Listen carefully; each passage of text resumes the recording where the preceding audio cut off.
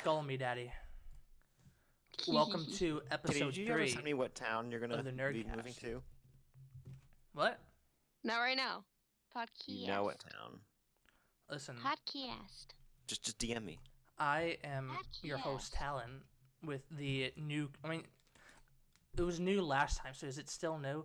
Anyway, the new No. co-host, Tori, and the not so special guest, Geek Fam. Hee I'm famous.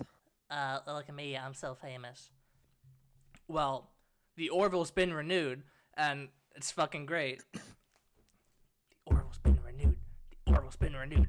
And honestly, like, looking back on it, it makes sense because the Orville is one of Fox's best shows right now, and Seth MacFarlane is, well, he's Seth MacFarlane, and he has made them a shit ton of money with, whatchamacallit, Family Guy, but, so, I don't know if it'll be quick, but I will, because these two uneducated fools have not watched the Orville yet. I will Excuse do. you. Excuse me, right? I will do a You season don't 2 watch review. Game of Thrones. You have no right to tell It's me not this. worth it. Season 8 is It's shit. definitely worth it. Everything is ruined. Excuse you. Daenerys is ruined. The Night King is No. ruined. No. He didn't fucking No pet spoilers, Ghost. tweets. You're right. He didn't pet Ghost, and it was very sad, and it was supposed to be emotional, and it was. It was to Excuse save you. money. They were too lazy to do the CGI. That's what No. they said. Yeah, but And no. Daenerys kind of forgot the Iron Fleet. That's what they said. Yeah. Her enemy, she kind of forgot. Kind of Fuck Game of Thrones. But you know what? Don't fuck the Orville. Actually, do fuck it because it's really good. So, season 2. We'll start out with the pros. The characters are very likable still. Which I still is don't know any of them. good. Well, not good. Identity part 1 and 2 were top notch. That was kind of like, the Orville has kind of gotten a reputation of being like the comedy version of Star Trek, which if you watch just season 1, I can understand how you would get that opinion, but Identity Star part 1 Trek. and 2. What? I love Star Trek. Star Trek? I haven't seen the older TV shows, but I've seen all of the movies. I've seen some of their TV shows, mostly the older ones. yeah. So, the Orville has gotten the title of the new Star Trek, which I'm okay with. So, Identity Part 1 and 2 was essentially about the Kaylon. So, the Kaylon are the advanced robot race, and for the longest time, Isaac, the Kaylon on the Orville, he was sent as like a representation to see if they wanted to join the Union or not. And it was revealed that they were never going to join the Union. They just wanted to see whether all these species were worth preserving, because they completely wiped out their creators. Like a couple billion dead. It was great. And then, Well, that's just what you do. yeah, especially when you're robots. I was like, hey, I appreciate you, but you need to die now. So, you need to die. So, in part 2 was a top-notch space battle scene. It was, if you ask me, it was better than any of the new Star Wars stuff, but that's not hard to accomplish. The Chase, you got any opinions on that? Nope. the character episodes, which there were a lot of, were very good. Now, you see, since it is a TV show, most of their budget went into Identity Part 1 and 2, so a lot of them were very character-focused, which, honestly, the only one, which I'll get to this in the cons, was kind of weak, was episode 11, because it felt very CW-ish, but the plot for that one is that they found a time capsule from 2015, and in it was I think it was an iPhone from this one girl, and the pilot of the ship, Gordon Malloy, he kind of developed a crush on her, so he created a simulation based on her life, and at the end of it, he kind of had to say goodbye because I don't know if he forgot, but we'll just say he kind of forgot. He just kind of forgot that she got back together with her boyfriend. So he originally erased the boyfriend. I forget what his name was. Greg. He erased Greg, but when he re-entered the simulation, she wasn't completely different, but she was very different. So he kind of realized, like, no, he was also a big part of who she became. So he had to say goodbye, but I thought With it the was good. But with a name like Greg, I mean, is it really that hard to forget him? poor Greg. I remember Karen's Greg. Good times. But anyway, like even though I liked it, I can see why other people didn't. But I think my favorite character episode was A Happy Refrain, which is when the doctor character Claire decided to get into a romantic relationship with Isaac the robot, and it was funny. So they ended up having sex, and Isaac said he was talking to John Lamar, who's the engineer. He's the ladies' man. He said, "Hey, listen, I had sex. I've completed the circle of the relationship. I don't need to be in this anymore." And he's like, "Well, that's kind of fucked up. I mean, it's just gonna fuck her and then leave." So he said, whenever I want to break up with somebody, I make myself so unlikable that they break up with me. So what Isaac did, he had on the tidy whities and the dirty white tank top, like the white trash tank top, and was in her quarters. He said, "You're finally back. Now go make me dinner." And like, she was like, "But Isaac, I thought we were supposed to go out for dinner." And I was like, "I really wanted to try this new dessert." And he said, "The last thing you need is dessert." And it was really funny, but eventually, what's his name? Ed, Seth MacFarlane's character, he said, "The thing you forgot about a relationship is trying to make amends." So she grew up in Baltimore, so she really loved the rain. So he ended up having a simulation in the bridge room where it was raining, and they were playing a Singing in the Rain. It was really good. It was directed by Seth MacFarlane. And I'm singing in the rain. Yeah, it was actually really good. Just singing. And the other positive was it can easily go from Star Trek to Star Wars. So what I mean by that is that in the final 2 episodes, they developed a little time travel, which was done right, unlike Endgame. I mean, But that was done that. huh? I liked how time travel was done in the game. Except for everything regarding Peter Parker. Excuse you. What about So what? 5-year time skip. He's a freshman, right? It takes 4 years to finish high school. Yeah. Why are all his Oh, friends that still part. in high school? Nah, we don't talk about They that. should be in college. No, but that's anyway- far- that's far, people, far from home. Not people in can game. fail. People can fail game. Like they can fail. Again and And again you- and you can- again. And they stay the Well, same that- age. I mean, well, sometimes I'm pretty sure that's what happened to Ned. They could have all got like vaporized as well. How convenient. Anyway, so the last 2 episodes dealt with time travel, and what had happened is the 2 commanding officers of the ship, Ed and Kelly, they used to be married, so there's kind of that tension, like, that will they, won't they get back together. And so Kelly, that's the name of the XO, the commander of the ship, she, a past version of her from 7 years was brought to the present. And so she learned of her cheating on Ed and then them getting a divorce and all that stuff. So when she was sent back to the past, she decided, let me save us from all that pain, and she didn't go on a second date with Ed. That completely fucked up the timeline, as you can imagine. So in the second episode, like the Kalon wiped out half the galaxy, and it felt very Star Wars in the sense Hey, that wait, You- they you a wiped out chicken half the McFly? galaxy? I wonder where I've heard you that from. You a Shut chicken up. McFly? you Marvel fanboy.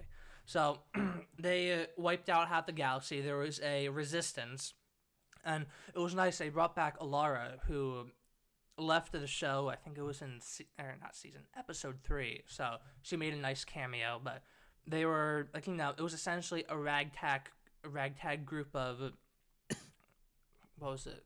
Outlaws. Ragtag trying- group of chase coughs. Yeah, God, of outlaws trying to fix a timeline, and excuse me. Of course, they did in the end, but it felt very Star Warsian. I really liked that. And the last pro was 9 to 5 from Dolly Parton. That's all I'm gonna say. Working 9 to 5. So the cons was episode 1 was very weak. So essentially what episode 1 was about is that it was multiple little stories to get an idea of what each character is like, which is like, it's understandable for the first episode of a season. But the main plot line was about Jaloja. What's Jaloja, you ask? Well, let me tell you. The Mokland only urinate once a year, and when they do, it's called Jaloja. So it's a celebration. So all the person's friends and family are invited to watch them urinate to Jaloja. Ew. It's actually quite funny. So sounds really gross. The episode itself was okay, but the part that I really didn't like was the Ed and Kelly storyline. So what had happened was Kelly got a new boyfriend, which, he seemed like a nice guy. But Ed he was being really stalkerish and clingy, and that's another negative. He did a drive-by with the shuttle outside her quarter windows, and, it wasn't a good representation of his character, if you ask me. But on to the next con was Ed seemed too clingy. Is that at that point, I think it was around a year and a half, 2 years since they got divorced. At that point, just move on, man. I mean, I get that you love her, but, she doesn't want to be with you anymore. It is Sometimes what it is. It's not that simple, Talon. Yeah, but, just... Sometimes you work with someone, and it just ain't that easy. Yeah, and I can understand this since she's his second in command, but, that's just my opinion. Good juice. Apple juice. Then, always apple juice. Chase, do you have your apple juice? Nope. Better have some... Oh, join the apple juice club. I don't have apple juice here. The new one of the new characters... Let me drive like 3 hours with this car I don't have to give you apple juice. Listen. You never DM me the thing I told you to DM. One of the new characters in Persona 5 drinks apple juice. Oh, this is great. Apple juice in Persona 5. Honestly. So, and then the last negative was episode 11 seemed kind of CW-ish. But, anyway, that is all I have for the Orville. Overall, I'd rank this season 8 out of 10. I DM'd you the thing I told you to DM. It's probably the same with, whatchamacallit, season 1, too. What a load of... 1 second. But, anyway, moving on to the next one, Doctor Who.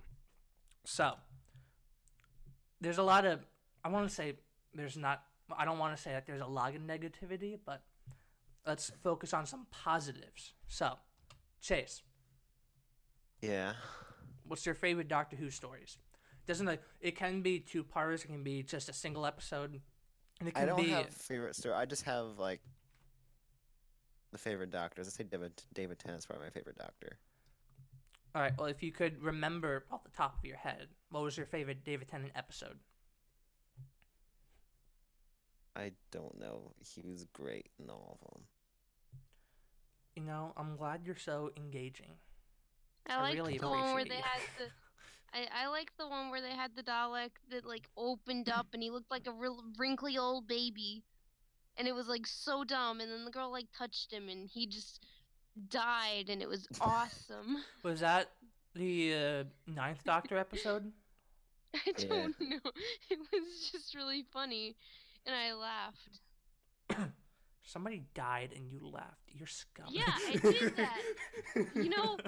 When I was in U.S. history all the way in freshman year of high school, we watched a movie called The Boy in Striped Pajamas, and it's a very emotional, quote-unquote, emotional movie. And let's just say people die in it, because it's supposed to be somewhat historical. And there's supposed to be a scene of death, and it's supposed to be emotional. And I laughed, and I was in a class full of people, and all of the people in my class thought I was really demented. Next day, just because the teacher wanted me to cry like everyone else, he put on Marley and Me. Is that the one with the dog I laughed guys? at that one, yes. Oh. And I laughed at that one too. And everyone in my class thought I was heartless from then on. I mean, that's an accurate assumption. I mean, I laughed at death of everyone. Chase, thanks So for putting everything in promotion. I'm glad I can really Oh trust you. yeah. well, you told Chase to do it, so I didn't do it because you didn't ask me, I your said you could do it co-host. too. You asked him first, and so I decided clearly I'm not needed. And what a surprise, he disappointed me. Oh, sad. I bet you your hand's disappointed in you every time it's a Tuesday. Shut up. It's just like, oh, really? With great power comes great responsibility, Town. I mean, my hands disappoint me when I have to draw something and it just looks terrible. Wait, what? Talon, I practically draw for a living. Oh yeah. So, what are your If you favorite? draw and it did not look good, it's very sad. What are your favorite Doctor Who stories? I told you mine. The one with the Anything? Yeah. Dalek. Okay. Well, let me try and remember some of my favorites. The one that sticks out the most is it was a David Tennant story. It's the Southern way of saying David Tennant. The two-parter, the Satan Pit, where essentially he went up against Satan. I thought that was really fun. Oh yeah. And like the fact, I mean, from what I can remember, it was religiously accurate too. Which it was funny how dumbfounded the Doctor was. Like, so like, well, which devil are you? Because there's all these religions, and he just says he's all of them. And then I don't know. It was a really good episode. The Day of the Doctor I liked with Matt Smith and David Tennant and John Hurt. It was kind of a shame that John Hurt never got his own Doctor Who series. I think he would have done a great job. But at least there's the books. The Time of the Doctor I liked with that was Matt Smith's regeneration scene. Of course, I feel so bad for Peter Capaldi. Like, he did a good job. I liked his last season. Chase. But His last season was good. I thought season 9 was good. I didn't, honestly, I couldn't didn't like give his two craps. first and second, but I liked his last season. I couldn't really give a crap about season 10 because it looked really political, and the fact that the Doctor punched somebody in the face, that is That's not something funny. the Doctor would do. That's The funny. Doctor shot a gun before. Chase. He also has a magic Checkmate. screwdriver that I'm pretty sure on an occasion he's whacked someone with it. But I only remember one time that happened though. He it's like, killed his entire race. Oh yeah, that was that happened. that was a period. But listen, so I like season 9 of Peter Capaldi, and he did a great job with the script he was given. I just felt like a lot of the stories were really shit. So that's the same. And then of course, Jodie Whittaker. I don't need to explain that. But yeah, Matt Smith was my Doctor. So I started with the episode where I think the name of it was "Let's Kill Hitler." So I thought that was interesting. So hang on. Diddy, I want to send you this, and this relates to earlier. Okay, keep going. Pretend I didn't say anything. I always do that. I'm sorry. So I kind of went backwards with how I watched Doctor Who. So I started with Matt Smith, and I went to David Tennant, then Christopher Eccleston. And I watched the season 8, what's his name, Peter Capaldi's first season live, like, as it released. And I don't know, I really didn't like all the forced drama. Like, they really changed Clara's character. But, Talon, do you even read? Yes, I do read my chat, Tori. Fuck you.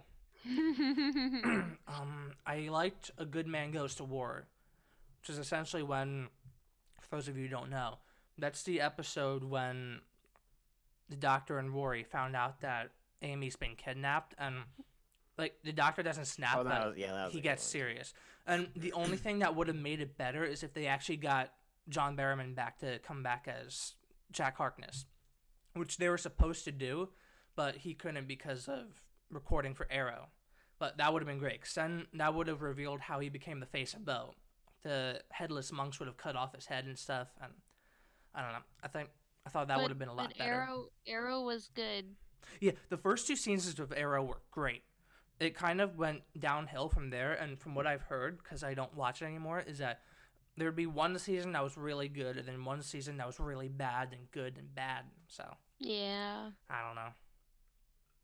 I don't know. I also watch Flash too, so I'm pretty into watching those. Flash, savior of the universe. Anyway, so another episode I liked was the one you mentioned before, Dalek, the Ninth Doctor episode, because it was the Love all reintroduction. the- Yeah, honestly, maybe it should be. This is why I'm such a fucking jackass. But I modeled my sense of humor based off of the Ninth Doctor. So Oh yeah, no, that's your problem. yeah, yeah. Like he was just such a jackass too. I don't know. I thought that was great, but That's was why the- you have problems. yeah, that was the episode where where the Daleks were reintroduced, and I don't know. I just thought it was really good seeing the dark side of the Darkter, the Darkter. But I think it was towards the middle or the end of the episode where the Dalek says, like, "You would make a good Dalek." It's like, oh shit. But yeah, those are my favorite Doctor Who episodes. Now, moving on to the next topic, because this one has gotten me kind of mad. Get out of here. What is it? It was just a notification. But so the thing that has gotten me mad is Hollywood. Yeah. Now, there's been honestly I know where Hollywood this has is been really bad for most of its life because of all the sexual harassment and sexual assault, Harvey Weinstein and 60 women coming out against him. I'm sure there's a lot more, but that's a problem in and of itself. But as of recently, specifically starting around 2016, actually, when did Twitter first be created? A long time ago. Way before 2016. Oh yeah, I figured that, but I say Twitter has a huge part of it, but to list some problems, lack of creativity, in the sense that, I mean, you see all the time, there's remakes, there's sequels to old movies, there's I already said remakes, prequels. It's like, there's no creativity. You barely see anything new, and then when you do, it's not really promoted, you know? Well, It's Talon, all- what is your podcast about? You're talking about old stuff. Where's the creativity in that? Because old stuff is good and it's fun to talk about. If I only talked about new stuff, it'd be a very hate-filled channel. And I can only handle so much hate. I mean, I love hate. Don't get me wrong, but it takes a lot out of you. So, you and love honestly, hate. That's why you have me as your co-host. and the thing with that is that if I wanted to really hate on this channel a lot, I'd have to watch all the shit stuff, like Star Trek Discovery, Doctor Who Season 11, Game of Thrones Season 8. And Excuse you. I don't want to do that. Like, I don't want to put myself through all the bullshit of watching that stuff. Like, that's time I could be putting into writing. So, and then another thing, which, I mean, admittedly, the Marvel Cinematic Universe is good. I'm glad we have it, but it's created the problem that now every studio wants to have their own cinematic universe. I mean, we saw it with DC. They try to rush theirs. I think Universal wanted to have... did great first, and then... Well, and I think it was Universal. They wanted their Monsters cinematic universe. A fucking Their team-up what? movie of all the monsters. Like, you know, they wanted to have the Mummy, the Vampire, Dracula, Werewolf, Wait, they tried to speed Frankenstein. that up? Yes, they wanted a monster cinematic universe. And I guess, I mean, I wouldn't say it's a cinematic universe, but they're leading up to Godzilla versus King Kong. So, I mean, Oh, that's calling gonna that, be a thing. yeah, calling that a cinematic universe is kind of a stretch, but it's connected. It's So, more like classic movies that they're trying to just shove into the same place. yeah. Another problem is, quote unquote, subverting expectations. And that's a recent thing, thanks to fucking round-headed Johnson. And essentially, what subverting expectations mean is that they're lazy. They don't want to write a good story, so they're just gonna subvert expectations. Let me tell you something. The only real expectations people have is that your shit is good. So the fact that you're subverting expectations just means you're a lazy piece of shit and you don't want to write a good story. Now, there's a thing like, oh, we don't want to do something that's expected. Is like, listen, sometimes to tell a good story, you got to do what's expected. Now, admittedly, I wasn't around in the 80s when the original Star Wars came out, so don't quote me on this. But I imagine around the time Episode 8, or not 8, God, Episode 5 came out, Empire Strikes Back, people kind of got the idea that Luke Skywalker would become a Jedi and defeat the bad guys. They did not want to subvert the expectations. Nope, Lando killed the Emperor. They killed the Emperor in Episode 5, and now it's just dealing with Jabba the Hutt. Spoilers. Yeah, spoilers. That's probably going to happen in the remakes of the original trilogy. Because, you see... Remake. What they're thinking is that, well, hey, if we do a remake... Hi, Morgana. If they do a remake, then everybody's going to know the story, so we got to subvert the expectations. Fuck you. So, the other problem is pushing a political agenda. We have seen that a lot. And honestly, it's not just the movies. It's the TV shows. I haven't really seen it much in video games. Maybe I'm just not looking in the right places, but with books, comic books, it's the worst thing. You're looking only at Persona. That's how you're missing everything. God, I wish. That would be a better world. But honestly, it's kind of... I want to say it's gotten to me, but I honestly do wish we could change hearts. Because a lot of these fucking assholes need a good change of heart. Right, Morgana? Yeah, you tell them. So, with the political agenda, it's just... I mean, Captain Marvel didn't really do it much. Say, Episode 8, it wasn't the worst example, but it was a prominent one. And then, of course, with Endgame and the vagina hive mind scene. Yeah, that was pretty bad, wasn't it? Yeah. Morgana, careful with that. He almost pushed over a folder. It's okay. And another issue is the ego. Now, obviously, the problem is that the more money you get, the more of an ego you have. And I don't know, like, I don't want to take the money away because they are talented. They did earn the money, but what was that? All right, well, anyway, I think it was Morgana. Completely ruined my train of thought. The ego is that they think that they're better than us. Like, oh, if you don't agree with me, then we don't need your money. You're not owed anything. Like, it's just a really condescending attitude, and the media shills. So, that was very prominent in the Captain Marvel fiasco with Rotten Tomatoes. Where, in case you don't know, there was the opening weekend. There was 84 or 88,000 reviews for it, and they weren't all negative, but the overall user review was, I think, around the 30%. So Rotten Tomatoes decided, hey, let's delete 80,000 of these reviews. And like, I can understand if there was like maybe a couple dozen that were spam bots, but you're telling me 80,000 reviews were all bots. Like, am I a fool? Am I a joke to you? So, well, then of course there were actually spam bots, but they were all positive reviews. Go check out Ethan Van Sciver's video. I think his channel's name is Comic Pro Artist.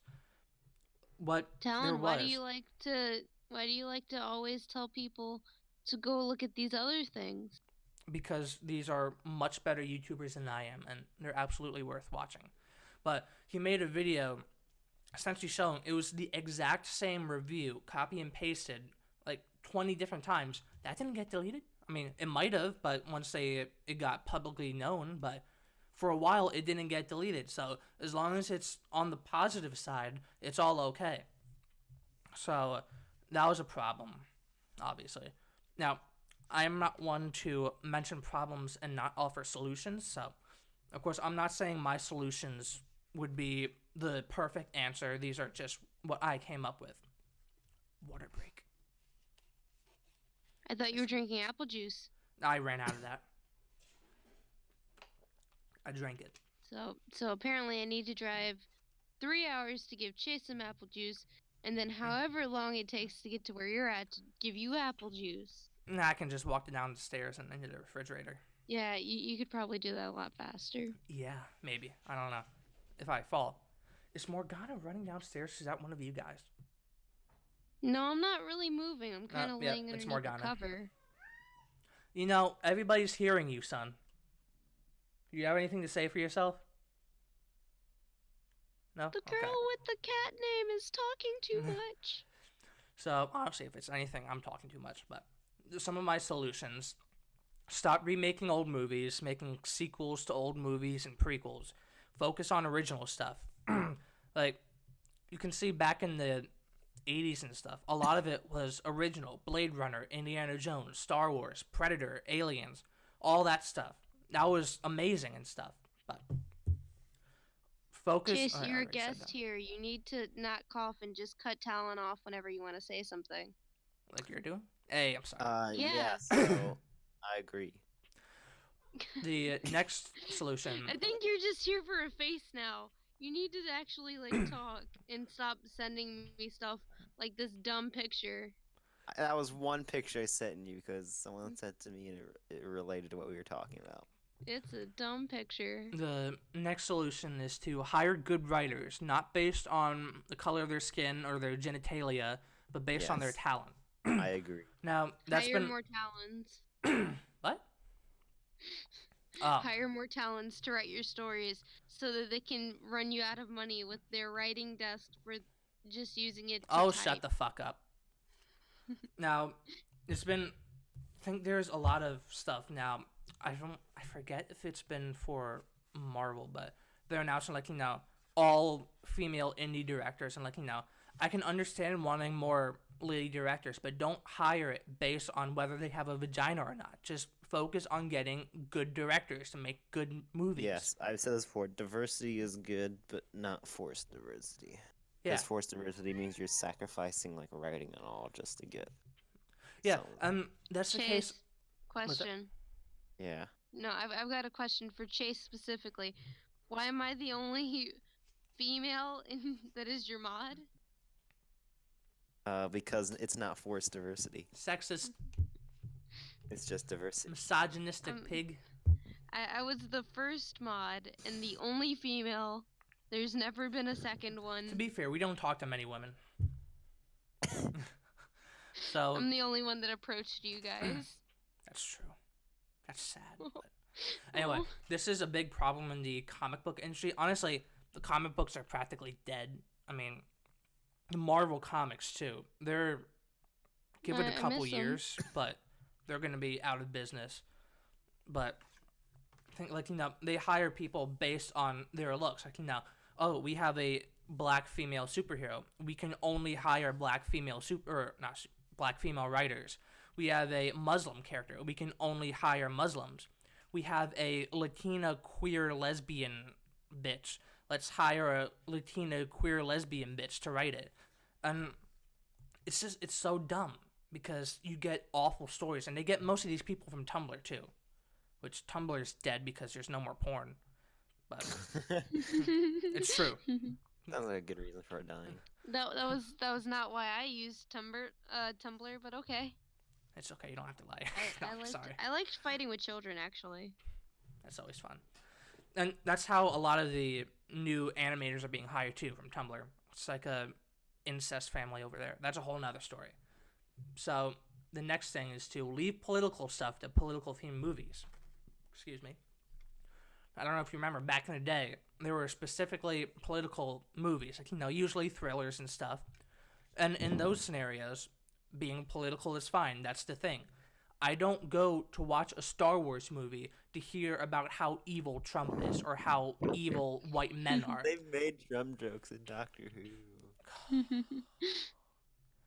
I don't watch superhero movies to know how evil white men are and how superheroic people of color are. Which, honestly, that's such a dumb term. So, like, a couple of decades ago, it was bad to say colored people. But now it's okay to say people of color, which is just really rearranging the words. It's so dumb. It's the same thing. It is. And, people act like that's okay. It's like, hold up a minute. didn't you guys not like this a couple decades ago? And like now it's okay. So That's just people. yeah, it's okay to believe something. Like no, I'm not telling you you're not allowed to have different political beliefs. But people watch movies largely to be entertained and to escape from reality. Like I was saying before, people don't go, I mean, normal people, they don't go to Star Wars to hear about how empowered females are, like how evil cis white males are. They go to watch Star Wars to watch fucking badass lightsaber fights and amazing characters and space fights and stuff. Let's see, where was I? It's okay to believe something, but people watch movies largely to be entertained and to escape. No, don't I care. watch movies to suffer. Yeah, why are we still here? Just to suffer. But we don't care what you believe. Just because you have more money doesn't mean you're better than normal people. And that's true. Is that, honestly, that's why I don't necessarily want. I'm working on a couple books myself, in case you don't know. Like, it's not that I don't want to be famous. It's like I want You know more you so than wanna anything. I want a legacy. Like, I went to a not a writers group, a young adult group, a religious group, a week ago, and we were talking, and the leader of the group said, "It's like remember that scene in The Lord of the Rings, the Battle of Helm's Deep." And that's what Yes. I want, where people can just casually bring up stuff from my book. You know, remember when that happened? Like, I want people to remember me. I don't really care about the money. The money's nice. I mean, it'll help me live, but I don't care about it. I guess you could say I'm more like Yusuke from Persona 5. You know, I don't. I can starve as long as my stuff gets out there. And that is why I'm the aunt to like my little cat child Morgana that you are the father of. I'm here so that when you eventually fail, I can take care of Well, fuck you. him. Anyway, we touched upon it a little bit earlier. I don't know if it was on or off stream, but get off social media, take a bus to work, and learn some humility, for fuck's sake. There's no buses over here. I'm sorry.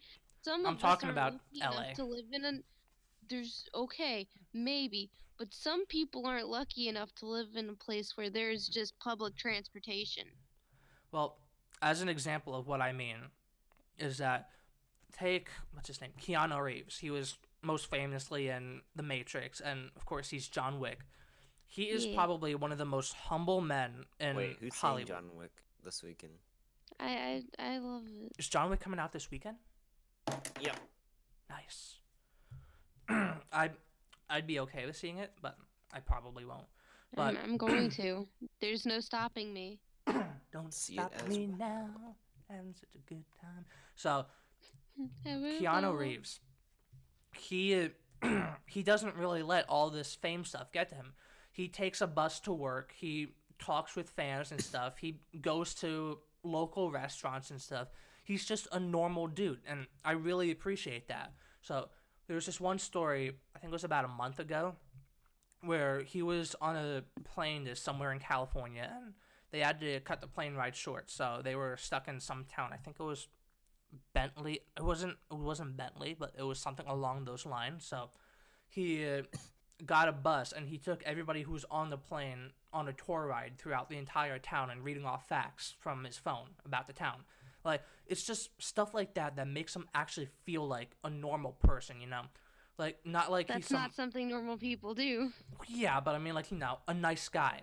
He's not some holier than thou guy who's better than everybody else because he has more money. It's the thing with Chris Pratt, too. I don't know if he does that stuff, but he's just a very down to earth, chill guy. And, like, he doesn't go on Twitter insulting fans and stuff. And honestly, Twitter itself is such a pile of shit. Like, You honestly. brought that up. Now I have to share a photo with the two of you. I'll Oh, God. share it with you after the podcast. Okay, I was gonna say, are we allowed to show it? But so with Twitter, this stuff isn't really related to entertainment, but the stuff with the Covington Catholic kids. I don't know if you heard about this. I think it was around the beginning of the year. So they were on a school trip to Washington, D.C., and they all wore Make America Great Again hats. Now, they were harassed by protesters, and there was this one Native American guy, I think he was in his 70s. I know about this story. Yeah. Chase, you fill in for my part. Just sometimes interrupt Talon just to say really dumb stuff. He already does that. So he needs to do it more to fill in for me. Okay, I'll be back. All right. So what happened Hey, is did that you know Twitter is really good? Chase, I'm getting to why Twitter is bad. So what happened is that the Native American guy was banging the drums in this 15-year-old kid's face, and obviously that's not really a situation you're familiar with. So he just smiled, and everybody on Twitter had such a problem with it. Like, there were celebrities, like, people who are public faces saying, "Oh, I want to beat the shit out of this kid," and like, this kid has such a punchable face. And there were people on Twitter who were doxing the people at the school. They didn't even get the right one sometimes. They were sending the parents death threats. They send bomb threats to the school. And, like, Twitter is such a hateful place, honestly. And they force politics on you, too. It's like on the trending stuff. Like, even if you don't want politics, they'll force it on you. They'll make up trends so that it'll cause discourse and stuff. But I can guarantee one of the only reasons why people still mainly go on Twitter is because of Trump. Because people are excited to see what the hell that man has to say next. Because you don't know what he's going to say next. But anyway, let's see, where was I? The media needs to be ignored entirely. The less attention we pay them, the less power they have. Do your own research. Go watch some YouTubers, and I can recommend some right now. Group, but they have the loudest voice. Huh? The people, they have the smallest. On Twitter? Never mind. Yeah. Yeah, but so I can right off the top of my head some YouTubers that you should watch. Gary from Nerdrotic, Doomcock, Overlord DVD, that's his YouTube channel's name. Geeks and Gamers, Thor Skywalker. They're all great YouTubers who give it to you how it is. They're, obviously they disagree. Odin's Movie Blog, they're good YouTubers, and obviously they disagree on some stuff, but they just tell you their honest opinion, which is a lot more than what these media groups do. And otherwise, only trust user reviews. Just trust the people, because these people, like, they're not paid off by Disney. It's not like, oh, I'll give you $1 million if you say something good about my movie. It's more so, if you don't say good stuff about the movie, then you won't get to interview people like Chris Evans or Robert Downey Jr., or you won't get to go to early movie screenings, which, honestly, that's not a big deal. It's kind of dumb. Oh, actually, wait. I had a good thumbnail, or not thumbnail, thing for this part. I'm really proud of this. I made it last night. It's the 9 ring wraiths from The Lord of the Rings, only it has all the shitty Hollywood people minus Mark Waid, because honestly, he's a nobody. But, so, right off the bat, going from left to right, we have Brie Larson, Akiva Goldsman, Alex Kurtzman, Dan Weiss, Kathleen Kennedy, David Benioff, Rian Johnson, J.J. Abrams, and Mark Waid. Talent. What? I need to do something real quick. What? I'll be right. Well, I can wait till Kitty gets back, actually. What is it? Wait, just keep going. Yeah, I was really proud of this. And the quote they had from the movie, I thought was very accurate, which was, I think, let me pull it up. Let me pull it out. Go to the DMs. The specific quote was, "9 rings were gifted to the race of men who above all else desire power." And I think that's a perfect description of not only Hollywood people, but people in politics. But so that's all I have to say about Hollywood. Do you have anything to add And to that? I'm back. Okay, now that he's back, I can go do my thing real quick. I'll be right back. Okay, You were talking to him, and he was like, "No, I gotta go." I'm used to it. So, Okay. what are your thoughts on Hollywood in general? Uh, some bad things happen sometimes, and there are Sometimes, things sometimes. uh, to put it mildly, recently Hollywood hasn't been great, and I would I'd, argue I'd it's never been wish great. we get some. I wish we'd get something better, but it's kind of beggars can't be choosers at this point. Well, the thing that people really need to start doing is just making their own stuff. Like with the comic books. I don't know if you ever heard of diversity in comics. Yep. So, for those of you who don't know, he was a comic book critiquer. Is that a word? Critic. So, he would review a bunch of the shitty Marvel comic books on his channel, and they said, well, if you think you can make better, why don't you do it? And he did do it. He got a whole crap ton of backers on the Kickstarter, I think it was. And they had a hissy fit, so they made it impossible for him to sell his books in comic book stores, but it's still doing quite well. I think he's on his third book, but that's the thing with Ethan Van Sciver, too. He's making his own comic book. And this is, in my opinion at least, this is why Hollywood has really been against fans, is because they're passionate about it. They love what they do. Like with the Vader fan film, and I don't know if you saw this, Tori, the Nope. Star Wars SC-38, the remake of Vader versus Obi-Wan. Yeah, no, haven't was- seen anything about that. I'll have to show you after stream. It was really, really good. It was a better lightsaber fight than anything in the sequel movies, Disney Star Wars stuff. But they hate it because we can make better stuff than they can, because we don't care about politics and stuff. We just want to make good stories. So, and How about me and you just make a really short movie, okay, about what? like a short film? If you buy the cameras and stuff, I'll write the story. uh, we pull together to do both. What if there's this channel, I think Jamie's Too Cool. He's had like a meme cinematic universe of like all Persona memes. Meme And cinematic universe. That sounds it's- pretty epic. Yeah, it's like We could It's- probably do one with just our memes about the terribleness Stinkiverse. that is our Star Wars thing. Yeah, I was actually thinking about how that would be fun. Like it was like on purposely crappily made. Like it had the the We voice should to play text that again. or text to voice. Like it's like the really robotic sounding voice. Yep. Yeah. He had that voice all the characters. Like I don't know, there's just something really fun about it. But we could do something like that. But honestly, just make your own web series, web comics, write your own books. Like just prove them wrong. I'm doing a few of those. Good, do it. I don't have much time left actually, and I'm just getting started on some things, so it's gonna be a little hard. But- And there will be an entire hiatus that'll probably last about 6 years, but Rip. you know. So, moving on, let's talk about our favorite games of this console generation. Now, as a little rule, the remakes are not allowed. So, stuff like the Shadow of Colossus remake, the Resident Evil remake, those are disqualified.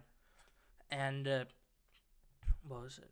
The collection. So, Master Chief Collection, Nathan Drake Collection, those are disqualified. You're making because- me a little upset. Why?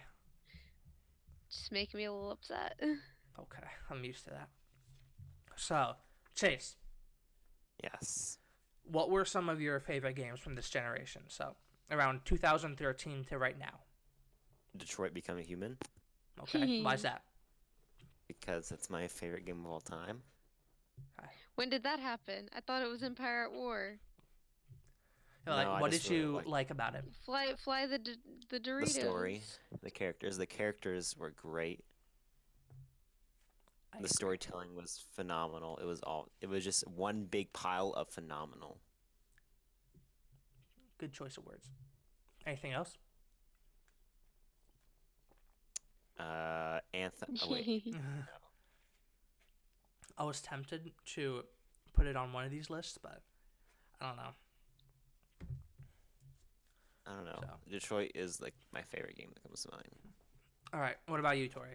I don't know how much of a gamer you are, but any games that you like from fact that 2013 the onwards. fact that I have to go look at all of the games that I have that is in a stack of about 6 and just pull one of them out randomly and say that was a good.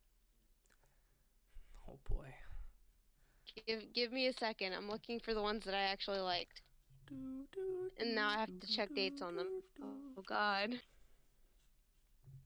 Oh, so in the meantime, going real quick I back. liked Beyond. I actually did like that game. What was it? Don't know if that fits within your time range. Beyond Two Souls. Someone's sick and they need me at the moment, so I'm gonna be right back yet again. Okay. So Chase, I don't know. Going back to the Hollywood thing real quick, there was this one funny clip that really reminded me of it, and it went something along the lines of, "How does it feel to have lived long enough to watch your favorite franchises burn?" And the guy says, "It feels great." Hey, Marvel hasn't burned yet. Not yet. Well, not the Marvel movies. The Marvel comic books have. I never really cared about the comics. I only cared about the MCU. Yeah, well, that's just source material. Part of the reason So, why the like- MCU is so good is that the comic books. Beyond The Two comic books just burned to the ground. Yeah, that means they ran out of But then, sources. well, Beyond Two Souls. When did that come Endgame out? is where it ends. 2013, so just barely. So some of my favorite games, because unlike you fools, I prepared for this. I wrote it down. Let's see. Okay, I'm back. Beyond Two by the way, Souls does Chase, fit in.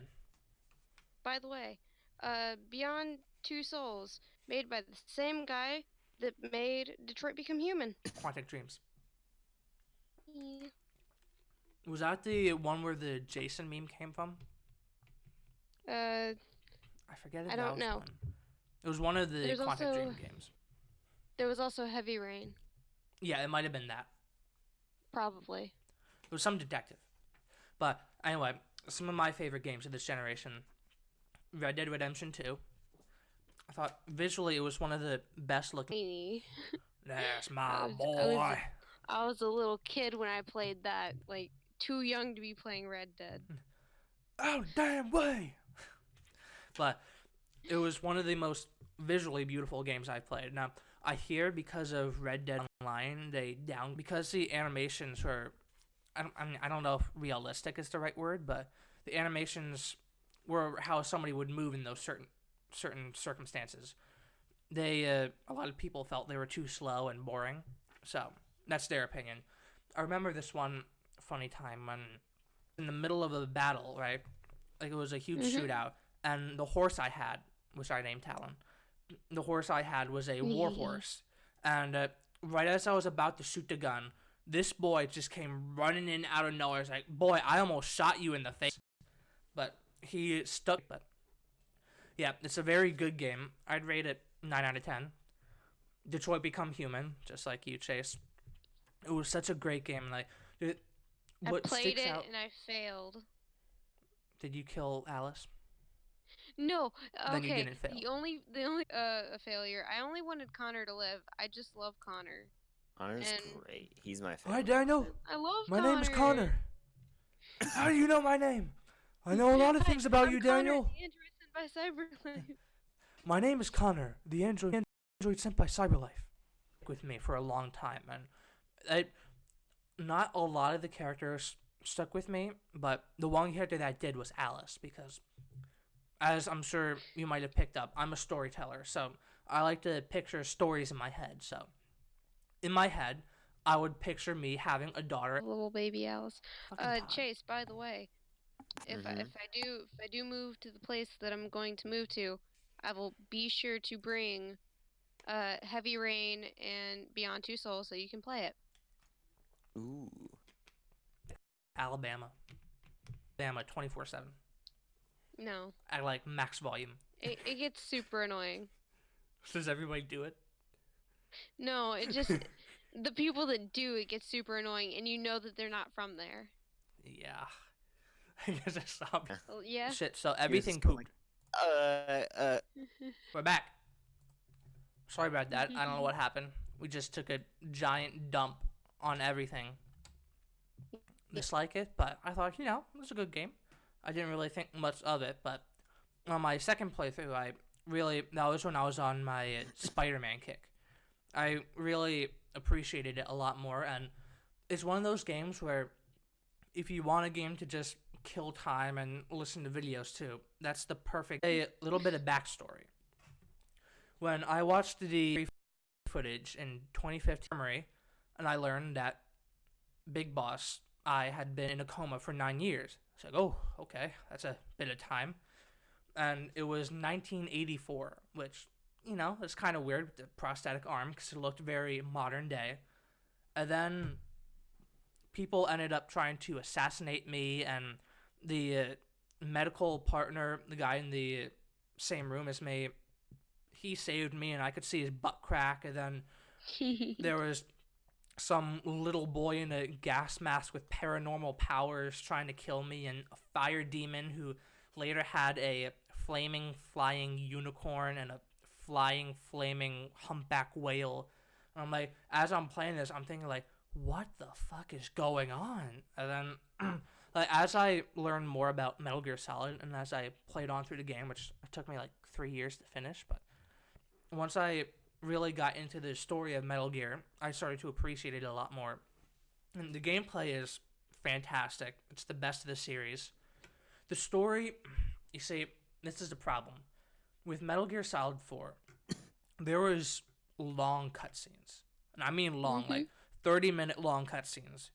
And you're basically watching a movie. Yeah, and this was back in the day when you could not pause cutscenes. So if your mom came in and said, "Hey, Billy, it's time for dinner," you cannot pause it. If you leave, you'd have to start the cutscene all over again. It's like, Mom, that's when you take your food in and you just continue to watch the cutscene. Yeah, but then you miss some stuff, and it's like the most important stuff you need to know. Like it'd be like 5 minutes from being done. It's like, Mom, just 5 more minutes. Like, no, Billy, you're coming to dinner right now. So there was a lot of story stuff in Metal Gear Solid for it.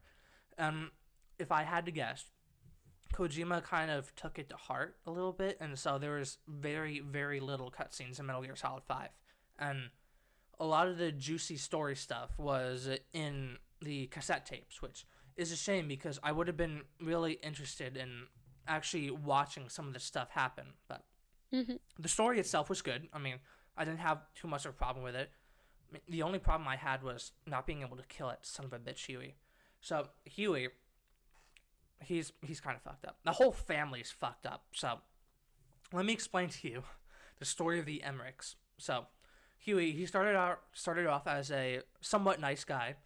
Then, later on, the villain of the Phantom Pain, Skullface, he said, "Hey, I'm gonna attack your base right now. If you help me out, I'll let you live." So, he sold us out, and he got all 300 of my men killed. So, right off the bat, fuck you. Then, during the 9 years Big Boss was in a coma, he and his wife, Strangelove, they had a kid whose name was Hal, and they were building a Metal Gear, which, in case you don't know, a Metal Gear is a bipedal walking war machine that can fire off nukes. And they needed a test subject, so Huey thought, hey, why not use our 4-year-old son, Hal, as a test subject? Now, obviously, Strangelove had a problem with this, so she hid Hal away. And Huey, he had a problem with this, so he locked her in one of the AI pods, which is essentially a metal tomb, and let her suffocate. So, flash forward to the actual game. There's this part where, well, we find out about it, and that's, honestly, we have a big problem with that. And there's this problem that's been going on throughout the game on Mother Base, the parasites, which is essentially the past version of nanomachines. And at one point in the game, the parasites come back, and Big Boss has to kill a bunch of his soldiers. And it's a really sad scene because each time you kill them, they say that, staff member has died. And there was this one room, it was really fucked up, where the soldiers saluted Big Boss and accepted their fate. And Huey, that fucking ball sack of a human being, he had the nerve to say, "You murderer! Why would you kill your soldiers, boss? "You aren't the Snake I know." It turns out the reason why this happened was because of Huey. So now, the reason why we couldn't kill Huey in Metal Gear Solid 5 is because he was a part of the story, the future story, which was in Metal Gear Solid 2. This game's a prequel. There you go with prequels again. Now, Huey, he escaped. He lived a normal life. He got remarried. And flash forward to when Hal was around 13 years old. He has a stepsister who's 9, right?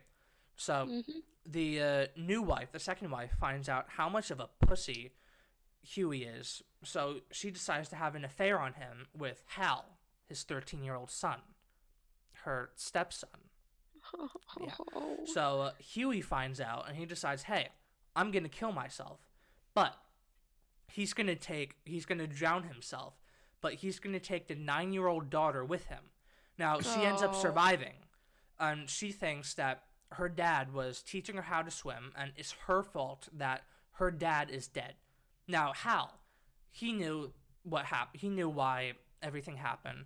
And he couldn't bear to look Emma, the 9-year-old stepsister, in the eye. So he ran away. Like, just the whole family is fucked up.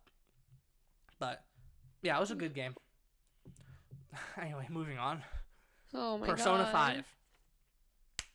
Persona 5. It's a great game.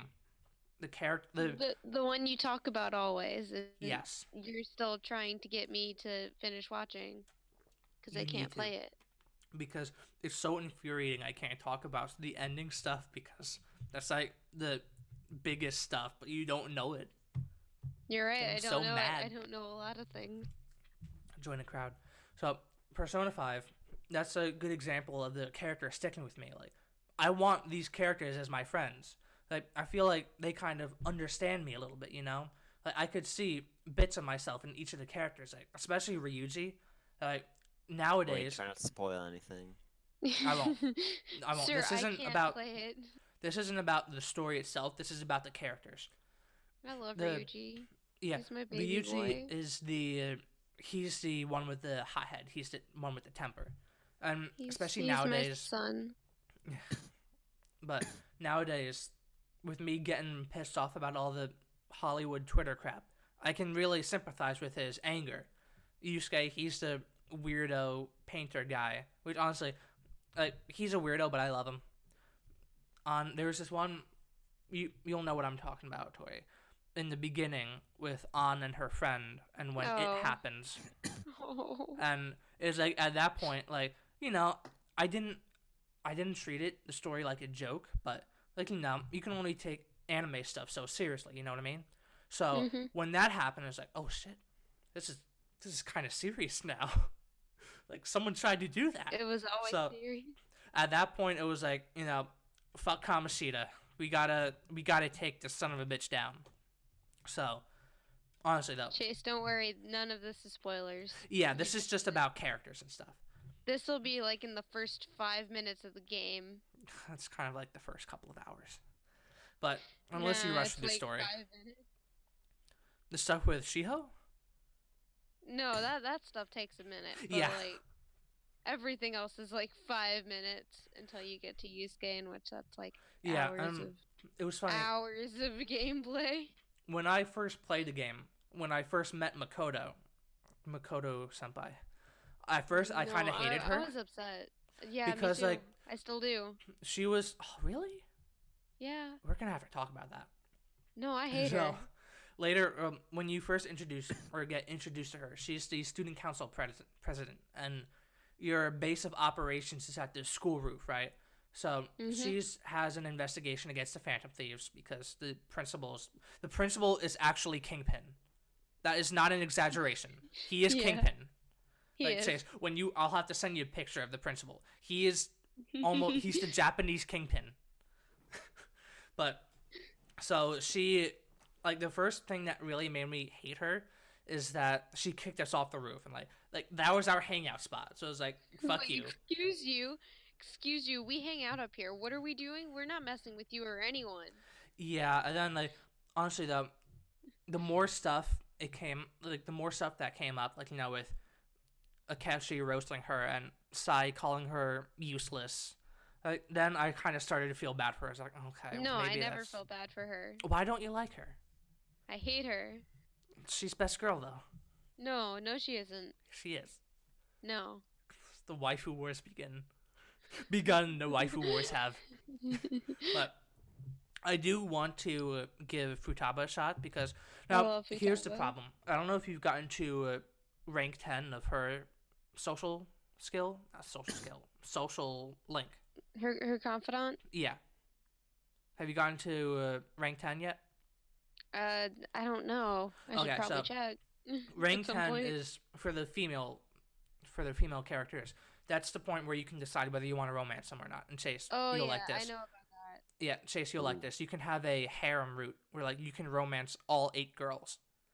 Chase, of course, I'm gonna fight you. You're gonna get the shit beat out of you, but I'm gonna fight you.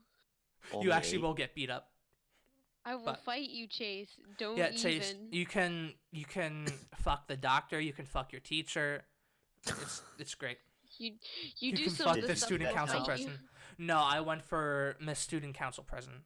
But so I'm upset with your choice, Talon, but listen, okay. I'm a man of culture. I don't know what your problem is, but at least you didn't go for any of the illegal adults. Hey, listen, I mean, if they're available, if the legs are open, I mean, no. Who am I to say no? No, the law. Hey, listen, Japan works differently. Excuse you, the law. Sorry, no. Listen, Joker already has a criminal record. There's no turning back. You might as well commit. Excuse you, Chase didn't know anything about that.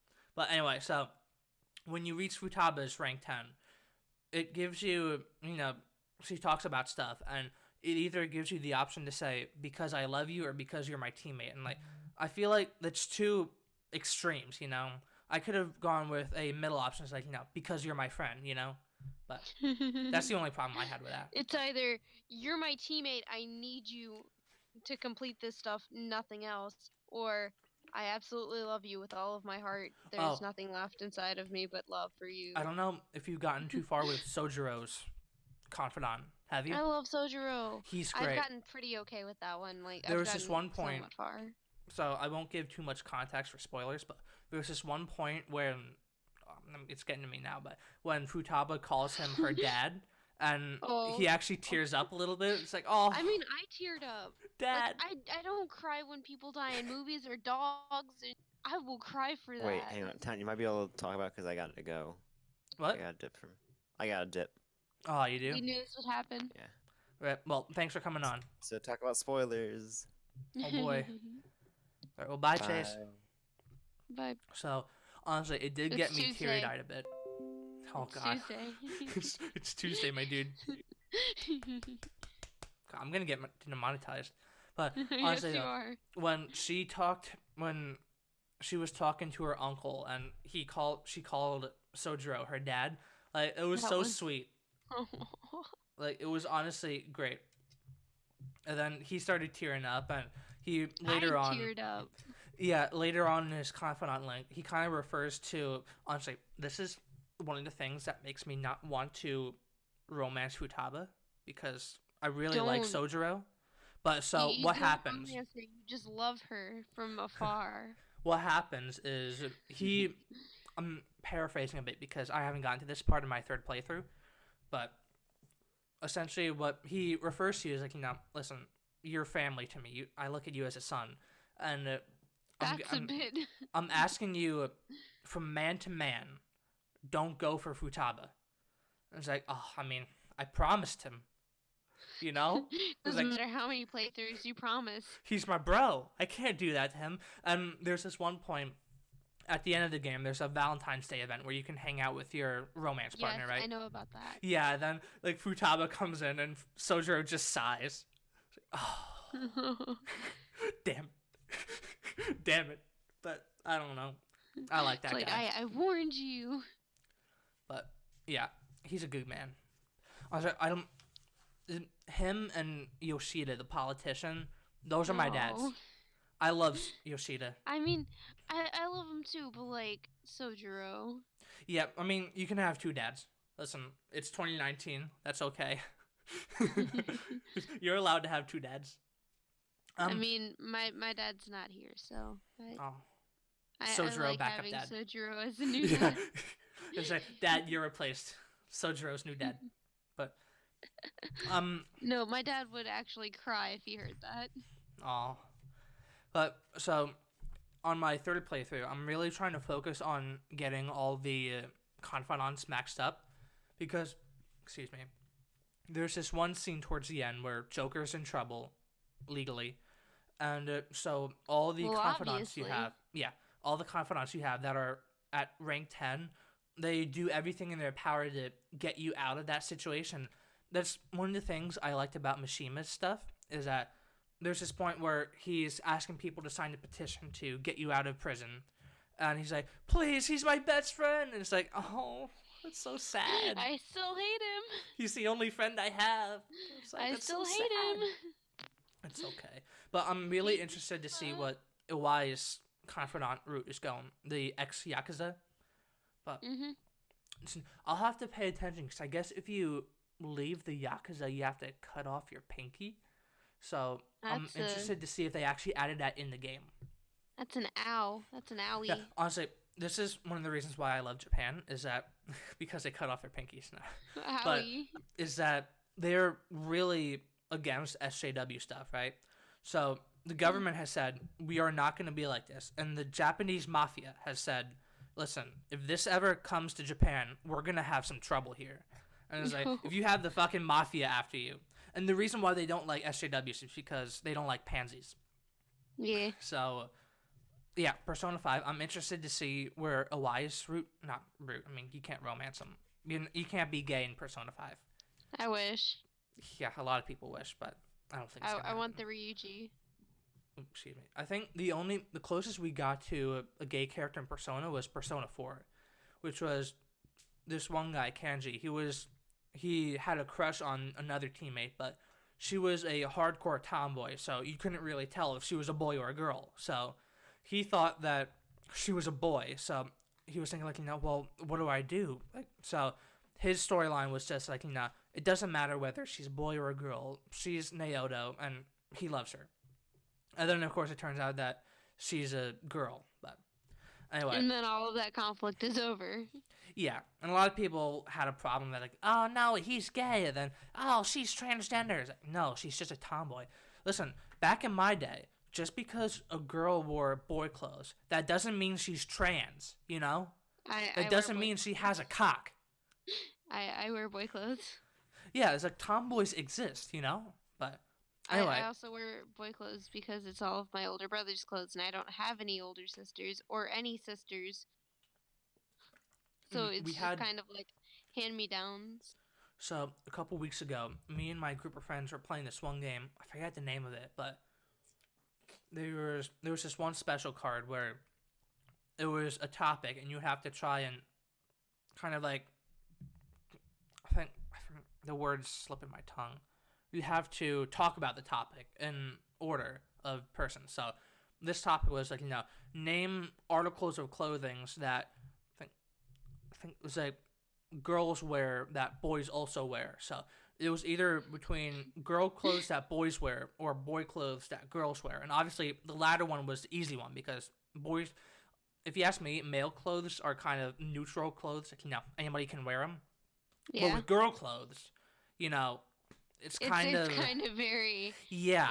It's very specific, dress and stuff. So this one, the guy who started it out, who got the card, answered belt, and it's like, no, it was boy clothes that girls don't wear. And he answered belt, and it's like, the girls in the group were like, hey, hold up, what are you talking about? Girls wear belts. But anyway, I don't know how we got to that, but since we talked about the favorite games of this generation, let's talk about the worst games. And I feel like that's going to be a lot more fun. So, right off the bat, Life is Strange.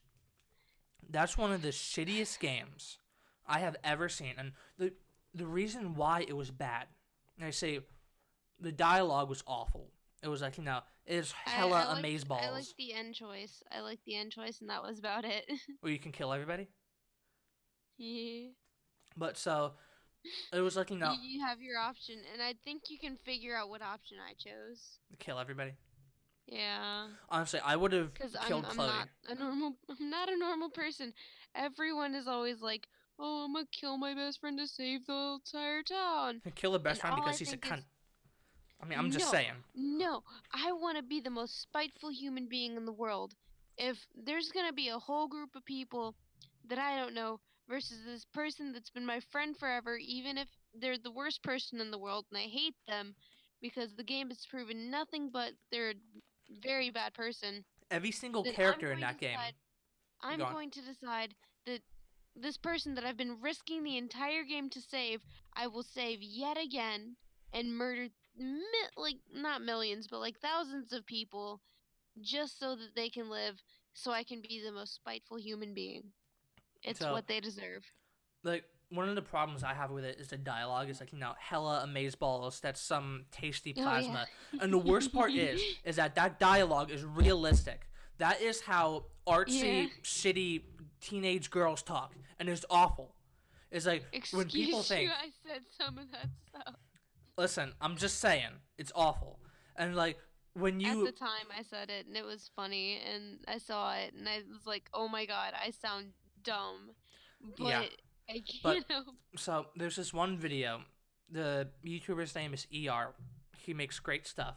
He made a video on Life is Strange, and it's called Life is Tumblr. And that's the new name of the game to me. Life is Tumblr. And there's this one part that honestly is the most funniest part where it was at the part when they were at the shooting range or the Yes. junkyard, and The junkyard Chloe's and they're like, shooting the bottles. yeah, Chloe's like, it feels like the forest is trying to tell me something. And then in the background, he's like, you are a cunt. And it's like it's trying to tell me something important. You are a cunt. And it's like, no, but I can't figure out what. Cunt.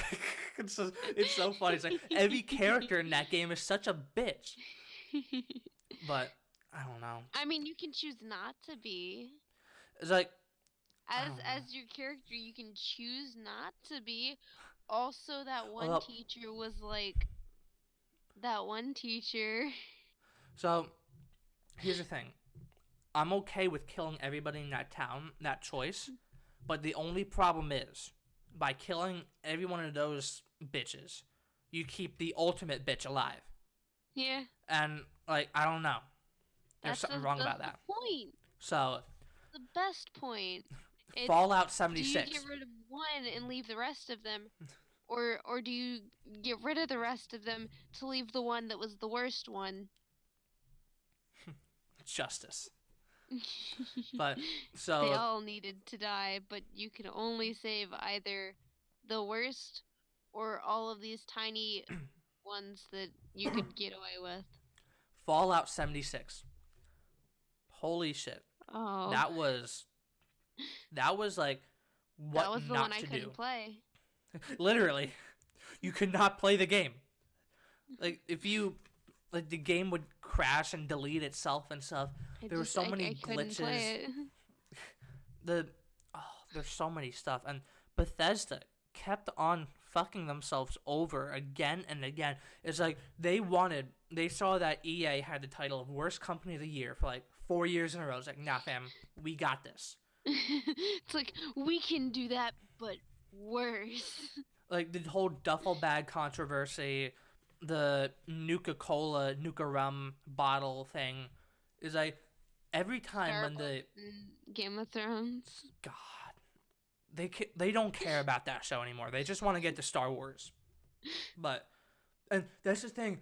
HBO was okay with having Game of Thrones go on for a couple of more seasons. I mean, obviously that's like their big show. They'll have it go on as long as they want. But it was D&D's choice. They are having a prequel show.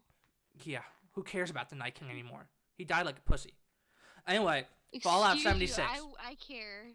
Fallout 76 was I trash. couldn't play it. I don't know what anything about that game was because it wasn't playable. Exactly. It was probably one of the worst games, if not the worst game of the year. Mass Effect Andromeda. Now this one hits home because I love Mass Effect. I have all of the Mass Effects. I've played every single one of them. Yeah, I've played Mass Effect 1 probably like 5 times. I've played Mass Effect 2 and 3 at least 2 times. I tried to do a modded playthrough on the PC back with my laptop. And then it got to around the Rannoch storyline. And it decided, nope, I'm not playing this anymore. And it wouldn't work anymore. It's like, okay, I guess I'm done. But honestly, the mod made it so much better. Like, you could customize the Normandy. You could choose who your XO was going to be. It was really good. I think it was the Expanded Galaxy map mod. You should go play it. But I understand. You go play it, you person that doesn't play video games. Yeah. Like, I understand, especially nowadays, that the ending to Mass Effect 3, I can understand why it ruined the game for a lot of people. I mean, it's why I'm not going to watch Game of Thrones, because the ending is shit, and I don't want to waste my time. So, I understand. We aren't at the complete ending yet. I mean... They have the 80 beginning of minutes the- to wrap up 11 years worth of stories. Yeah, like, this is the last one, episode, I think, is this weekend. Have you read the spoilers? No, I'm pretty It's- good at not doing that. And So I guess you don't want to know? no, It's awful. but It's awful. don't tell me that. The person who It's sits on the pretty good. throne is like, it's the biggest, but why? But anyway, I understand why You people say wouldn't. that, and now you make me wonder who that's gonna be. But I don't want to know. It's I the, want to wait, figure it out. I won't this tell it. weekend. but it's the person you probably least expect to sit on the throne. Like, think about who you And- think is, huh? And now I think I know exactly. Who is it? Who you think? Mm. It's okay. Listen, which is spoiler alert, just in case.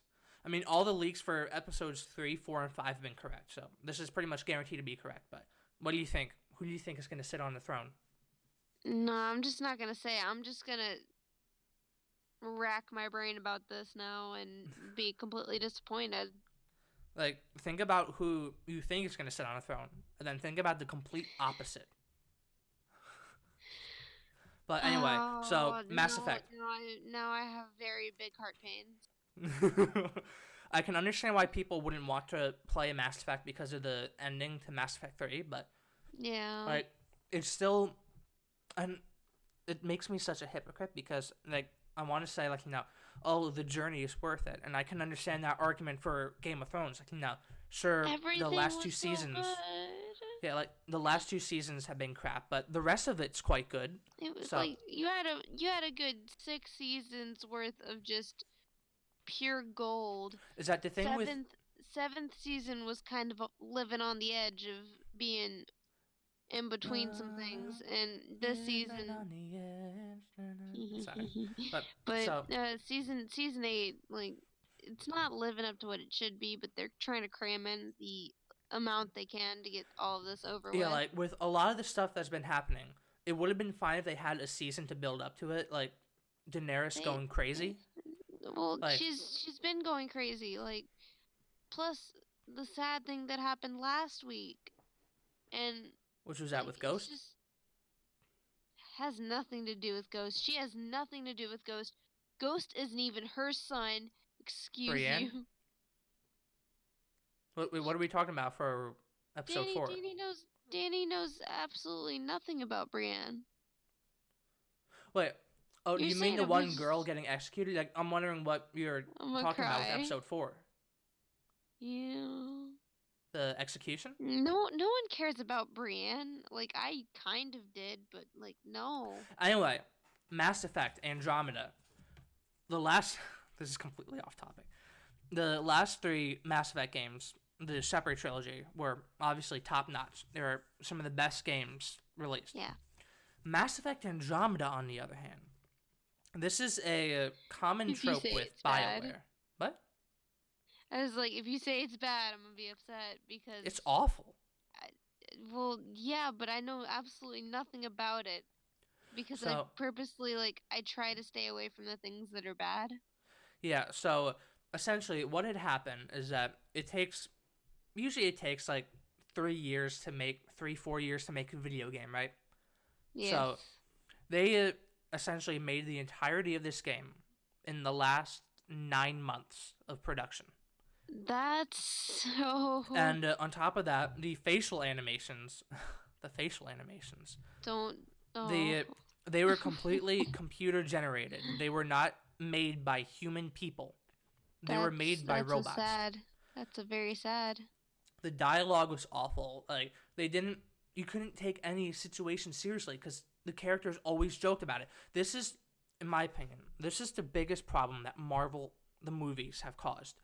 Is that you always nowadays you always have to have Joss Whedon witty humor, and it completely. I mean, every now and then, okay, fine, but it just sometimes it completely detracts from the tension. Like there's this one part when Ryder and one of the other lame characters, Liam, were about to get sucked out into the darkness of space and suffocate, and their heads were gonna explode, and they were making jokes, oh yeah, so you do this often, yeah. It's like, you're gonna die.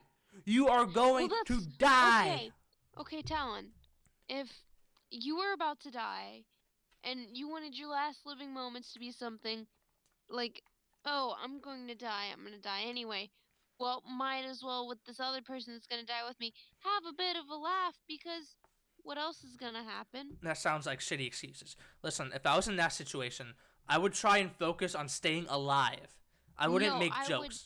I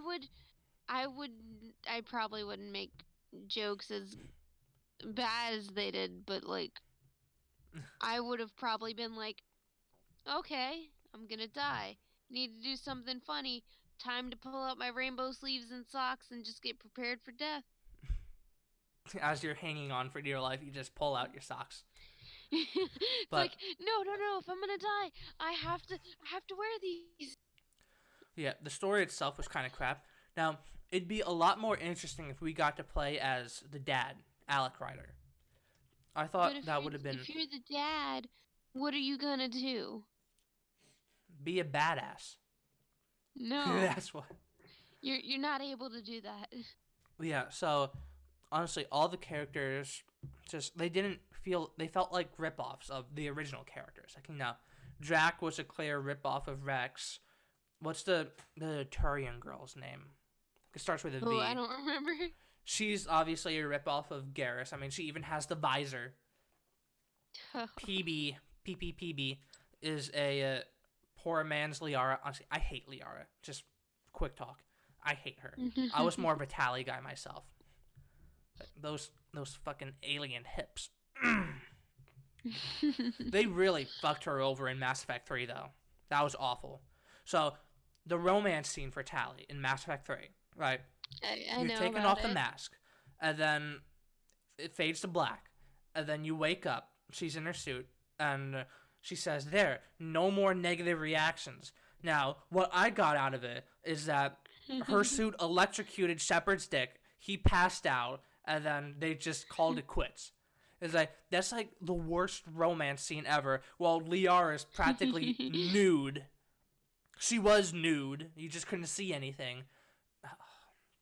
It was obvious she was their favorite, but... And then, the problem with Mass Effect Andromeda's ending is that this is a problem with a lot of stuff, going back to Hollywood, like with movies. They don't focus on telling their own story. They make movies that are supposed to build up a universe or sequels. Like with The Amazing Spider-Man 2, with Andrew Garfield.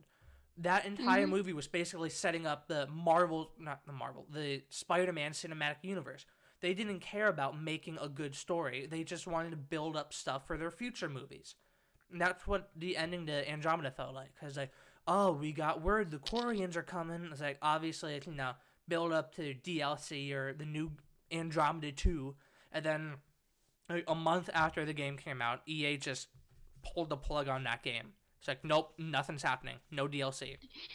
It's like, you know that thing that we talked about in the game? Yeah, it's not happening. Yeah.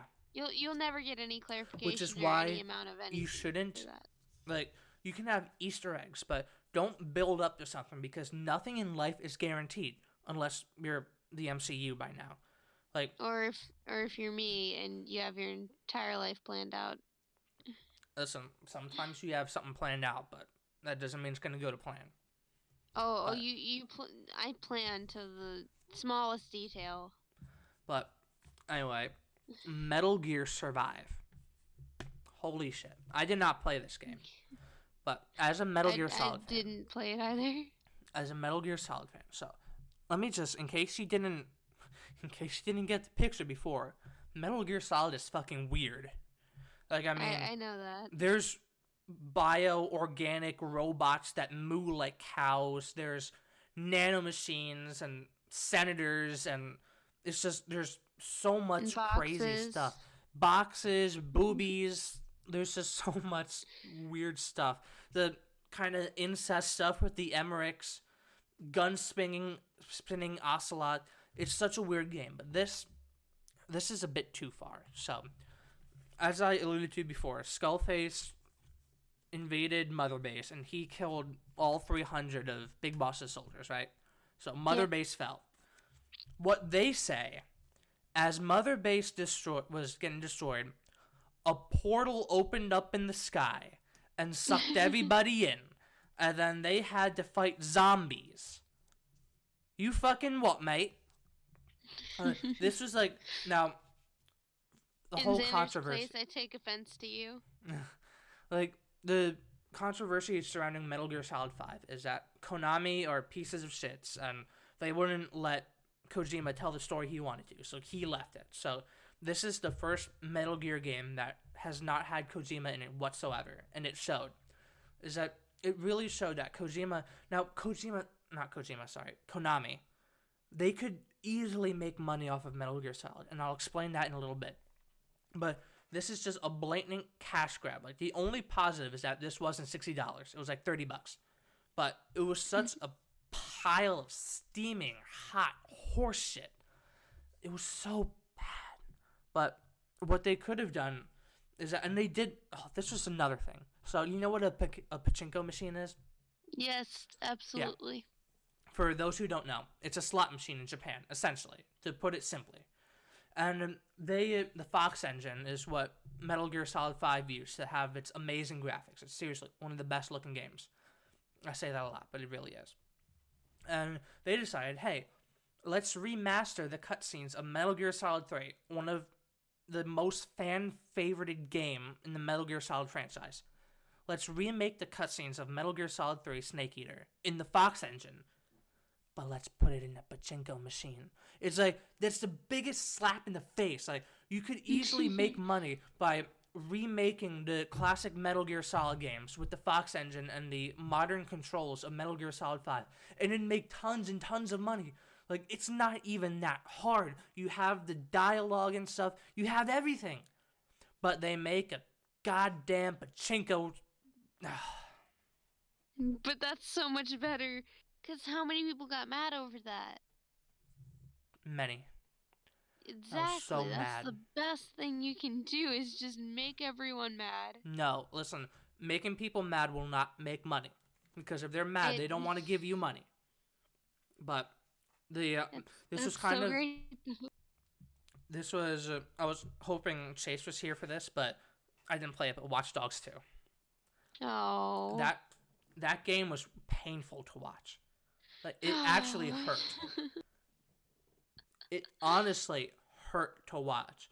The main character... It's sad because I have Watch Dogs 1, and I refuse to buy Watch Dogs 2 just because of what I've seen from it, and I'd never be able to watch it or play it or anything. Like, the only thing that was kind of funny about it was that the main character would just do, like, random Power Ranger flips. Like, I got, like, as somebody who watched Power Rangers as a kid, I kind of laughed at that. Like, it just needed, like, in the classic Power Rangers, like, every hand movement would have, like, you know, like a whoosh sound. Like, you know, they'd, whoosh. Like, you know, they'd raise their hand to shake someone's hand. It's like, whoosh, it's like, I don't know. It was fun. Power Rangers is dumb, but it's fun. So, moving on to do you have any games that you don't like from this generation? A lot. Like, what are too some many. of them? Give it a quick rundown. You've already said most of them. Oh boy. What are some that I haven't mentioned? That's a great question that I haven't been thinking about too hard. Nice. Um, Good job. I'm thinking about one of the newer Soul Calibers. Didn't the So most recent one have Geralta Rivera? I don't know. So I play. I love Soul Calibur. I've been playing it for a very long time, and you know the best part about it is just the creating your character, because that's just so much fun. You can spend like hours just going to the smallest detail, Oh yeah, I've seen some and people it's the make Persona funnest. 5 characters in it. It's so much fun, but then when you get to like the story of the game, it's basically just you going through the game just to get all of the characters that you want. So when you battle other people in the game, like you get your friend over, because you can only play with one other person. So you Yeah. get your one friend over to come fight you in Soul Calibur, I and wish I had friends. I'm I sorry. oh I guess I don't count, but Oh yeah, but I mean, you're a long distance friend. yeah, It's not like I could but couch co-op anymore. or not like it's the same thing with Chase where I could and he just decides not to. He's too busy taking But a shower. it's Tuesday. It's But Tuesday, my dude. but no, so you get your one friend over and you go, but you don't have the character that they want to play because you didn't play the story. So you're like, okay, I'll play the story real quick, and you realize the story is super long and it's super boring, and the cutscenes are super boring, and they take a good minute, Can you and not none of skip it them? makes sense. I couldn't skip any of them, but That maybe I sucks. just didn't know what I was doing. Um, it sucked and it was terrible. I hated playing the story just because, like, there were some parts that made sense, and if you paid the vaguest amount of attention, you could have gotten some very easy hints. And none of it was good. And then there was some times they'd just throw something out there and it'd be like, well, that doesn't make sense. But whatever, you're trying to get this character in so that I can just hurry up and play against my friend faster. But can you please not have this story that's so dull that I'm sitting here for hours trying to play when I just want to go back to the character creator and just spend 6 hours every day creating another character, and sometimes completing another one within a full all-nighter. I spent an entire weekend on just one character. It was great. I had so much fun, and that was the best part about that game, and they decided that it just wasn't good enough. Um, I don't know when. Trying to think. It was Fable 3. I've played all of the Fable games. Fable 3, worst one of all of them. Hated it. I have all of them. I love playing 1 and 2. Is that Uh, Blizzard? no, I was talking about Fable. Oh yeah, I but I have mean no the clue. company. I don't know. I Okay, never. I okay. don't look at the companies too often. I just know that Oh yeah, with. yeah, because there was a thing about Diablo Immortals. I was like, come on, guys, don't you have phones? So fucking But dumb.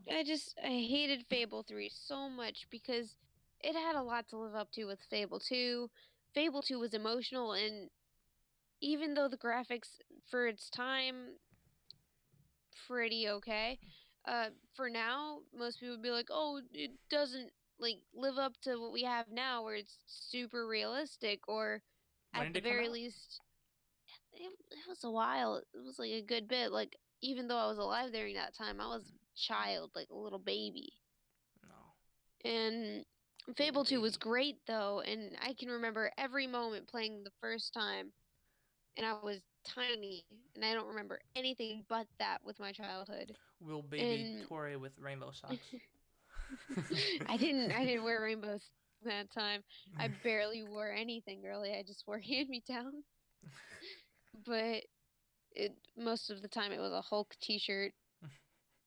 But I played Fable a lot, and I grew up on Fable and Red Dead and Halo.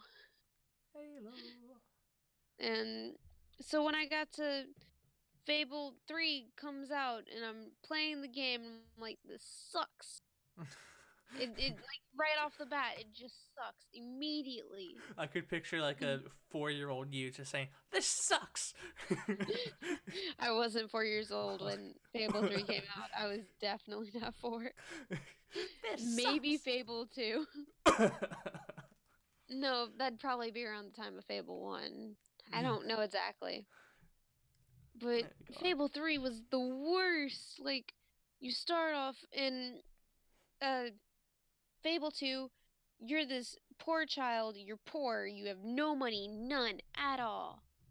You have an older sister who's great and hot, and she's the best person in the world, and I loved her. And immediately, the game just throws her out the window. Nice. Throws you out Literally the or window. metaphorically? The game throws you out the window, quite literally, like out of the window at the top of the tallest tower. You get thrown out the window. You hit a whole bunch of roofs on the way down. You should be dead, but you're not dead. It's like from Because Spider-Man you 2. you adopted a dog that day. A Nice. stray dog. You adopted it, which means that obviously you get to live. Or at least a That's dog gets to just- live. The dog was alive, and It's a good thing Chase didn't play you're- that game. Get outta here. You can't kill your dog. It's okay. The dog is an essential part of the game. So Good. you start off from humble beginnings, and then you have reason to go through this game. Fable 3, you have no reason. You were born as a prince or princess. You get to choose your outfit. You were born with a dog. You can change what kind of breed of dog it is. That was probably the best part about that game. Also, yet again, character creation. You get to buy a whole bunch of outfits and change how you look and dye your outfits and stuff. Best part of that game. The story sucked, yet again. I don't know why all of these games that have things where you can just change your character to look so great, they all have terrible stories. And it makes me so mad, and I'm ranting so hard. But Fable 3 sucked. Nice. I just wanted a game where I could play with swords, use magic, and have very emotional time where I get to watch my sister just die in front of me and I get thrown out of the window. But no, Fable 3 couldn't give me that. I'm so sorry. That's probably the most angry I got about talking about anything. I'm sorry for your loss. But I'm just so mad. so, going on to the last subject of the night. What can Disney and Lucasfilm do to better Star Wars? Obviously, Stop. Star Wars. Just stop. It was already good. Take Yeah, everything that honestly. you previously made. You know how it was good before? Yeah. Keep that. That stuff that you're making now that's trash, remove it, Like, and there you go. It's done. Just make your Disney park rides, and you're good.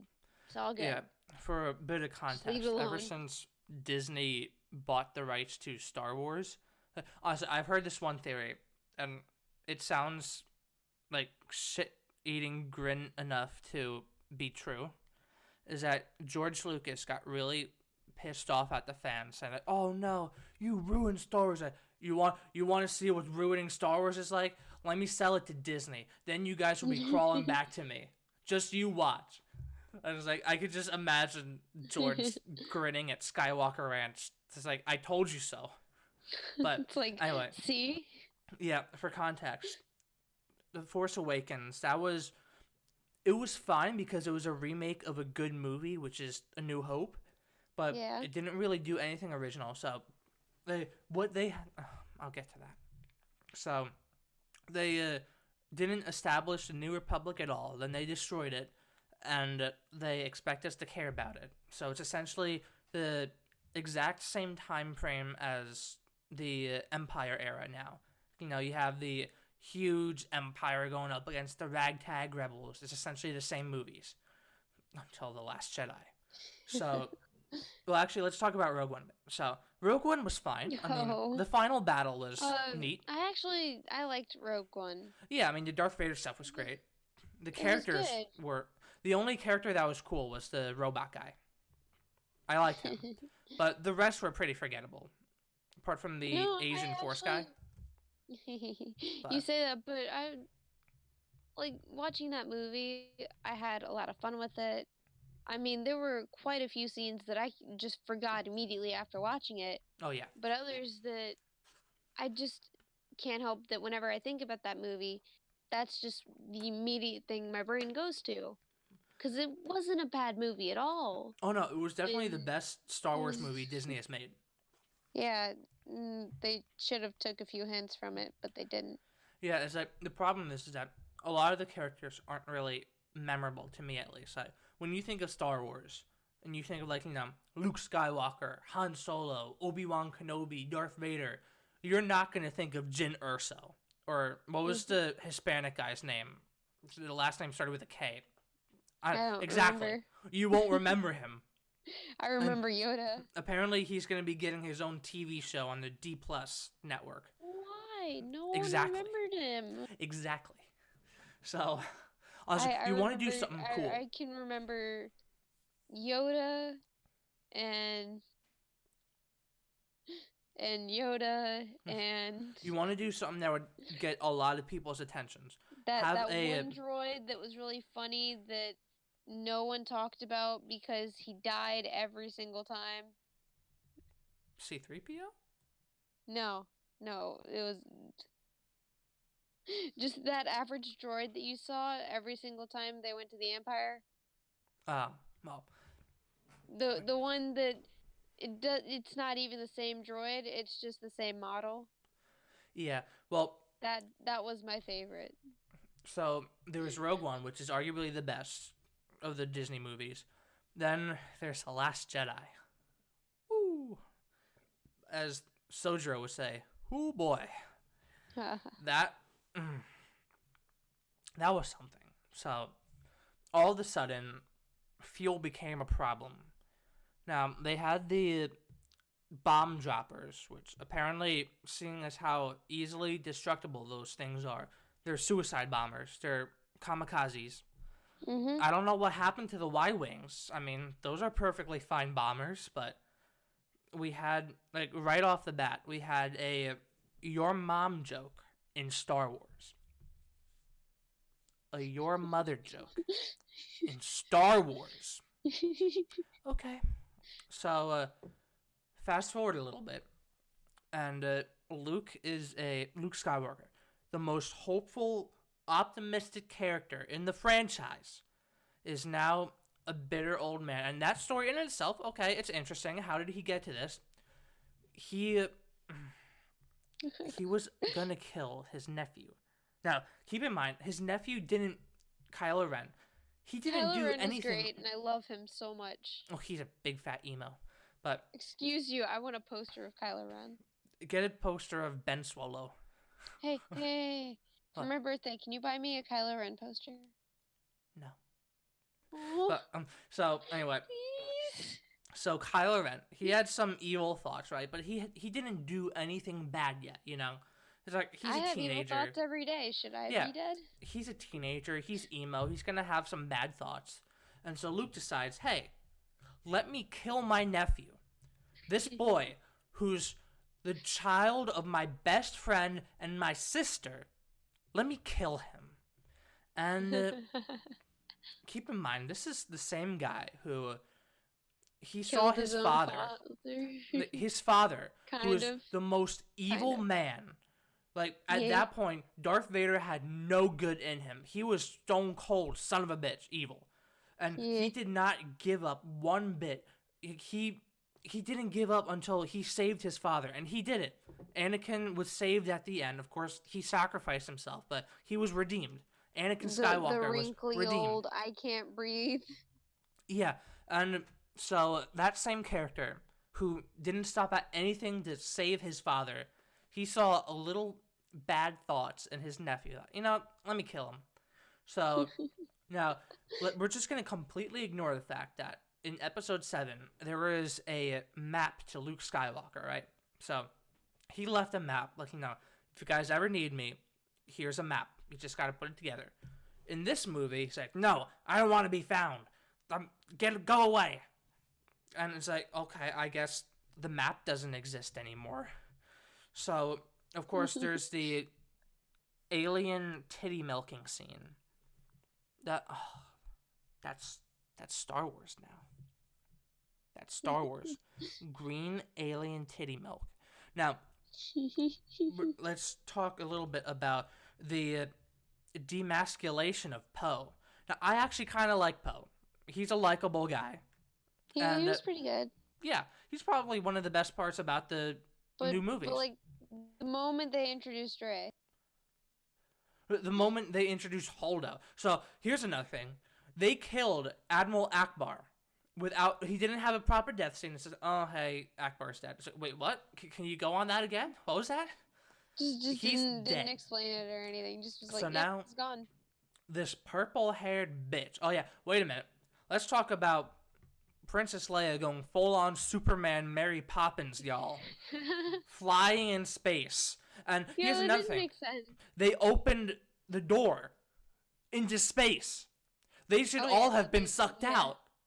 This Yeah, movie they should don't be realize over. that space is a vacuum. Yeah, they should be dead. So, No one watched Alien. yeah, Or Holdo. for that matter, Avengers Infinity War. Yeah, Holdo is essentially the feminist purple-haired bitch of the movie. She's constantly cucking Poe. Like, no, I don't need you. I don't need to explain the plan. And it's like, you don't even need to tell people what the plan is. You Just don't say even you know have the a plan. yourself. Yeah, and then rightfully so. Like, it would have been better. Honestly, it would have been better if it turns out that she was a Imperial spy. I would have liked it better if she just was winging it. Yeah, I don't know. And that's why she was so defensive about not telling the plan, is because she didn't have one. Prove even more so how useless she is. And then Canto Bite, which is essentially the capitalism bad scene. You know, capitalism bad, socialism, communism good. It's like, this is Star Wars. Then, It's like, Star Wars, why? here's the thing. That bitch, Rose, she doesn't even care about the slaves. So, she frees the animals, and she doesn't think about the consequences, right? Who's going to get punished for that? The little kids. They're going to get their asses beat. But no, you just got to save the animals. You got to stick it to the man. It's like, no, it's worth it. It's like, that whole storyline was useless. What else? There wasn't a lightsaber fight in the movie. They fought the guards, but there was no lightsaber We fight. need more lightsabers. Now, if you pay attention to, there was this one, I don't know if you heard of him, Ivan Ortega. He's doing a re-edit of The Last Jedi, and he was going over the details of the fight scene in the throne room, and it was so bad. Like, the choreographing stuff was just plain awful. Like, the guards would purposely drop their weapons for no reason. Like, their weapons would disappear. And apparently lightsabers don't... Talon, this is exactly why we need to turn The Empire at War into its own movie. Honestly, you know what I would do? I would add a little bit of story to that. So, at the final fight... Now we've got it. Now we've got it. Me and you, we're ready. Yeah, Time to you start see, writing. at the final fight with Mon Mothma, I would introduce Shaggy Ultra Instinct mode. And, like, it'd just be this giant battle that would tear reality apart. And I say that's a whole nother story. I will become the new actor for Mon Mothma. Well, you see, what's going to happen is She's that... not going to look old anymore. She's going to look like a tiny human being. I thought about that. I decided what happens is that right before Mon Mothma dies, she transfers her presence into you. So it's like, you know, it's like a split personality. Like, you know, there's Toria, then there's Mon Mothma. And it's like, you're fighting like Dr. Jekyll and Mr. Hyde. A constant fight for consciousness. That's why my son is the way he is. And then there would be a scene... He's always stealing tanks and stuff, and it's because he never grew up with the true mom figure. It's because we're always fighting over consciousness. Yeah, and what would happen is that there would be a part where, I guess when I took Coruscant, the Stink Federation, and there would be a scene where we free the slaves and 9 to 5 would start playing. Fucking Dolly Parton. 9 to 5, bitches. It'd be the slavery lolly scene. Anyway, so And I'm the last lolly. That's the worst part. yeah, the Last Last Jedi. lolly. Last So- lolly, also Mon Mothma. In the new Star Wars movies, lightsabers don't work anymore. So Oh, that's sad. what I mean about this is that take Force Awakens for example.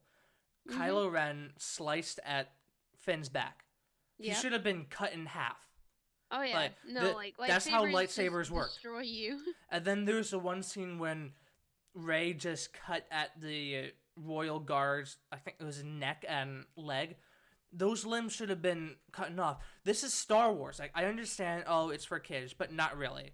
So, you're telling me the scene in Episode 3 when Anakin was burning alive, like, limbs torn off, and then when he was in surgery, like, he was screaming in agony. That's for kids. Okay. These movies I can understand, but yeah, that's a kid's movie. But, so, and then, it's just, and then they break Anakin's lightsaber. Now, here's the thing. I have a problem with The Rise of Skywalker, but we'll get to that. So, then, they fight on the Salt Planet, and then Luke, even when he's trying to be heroic, he doesn't have the balls to actually go there. So, which, that's a plot hole, because he gives Leia the dice, right? So, if he's not physically there, how is he able to give her the dice? How is It she able to doesn't hold work. it? Exactly. Continuity. We live in a society where continuity no longer exists. But so that was honestly everything was dumb. So apparently there's only like 12 resistance members, and we talked about this before, the potential plot for episode 9. So spoilers in case it happens, you're warned. Essentially, episode 9, The Rise of Skywalker, the Yeah. final movie in the Skywalker saga, is going to be a Orange Man Bad allegory. And then it shows that, whatchamacallit, the lightsaber, Anakin's lightsaber is rebuilt. It's like, oh, no, she's not going to be a true Jedi and build her own lightsaber. She's just going to rely on the past. So, I think it was in the first podcast that we talked about the spoilers. So, Yeah. you can go watch that if you are interested. God bless your soul. But I have an entire playlist of all of them. oh yeah, and Solo. Why? That was so unnecessary. But why? Like, the It actor wasn't doesn't even needed. look like him. Like, there's this one actor. Harrison Ford was in this movie once, and they got this one actor, I forget his name, to play a young Harrison Ford. And he looks exactly like Harrison Ford. It's kind of scary. You could have gotten him.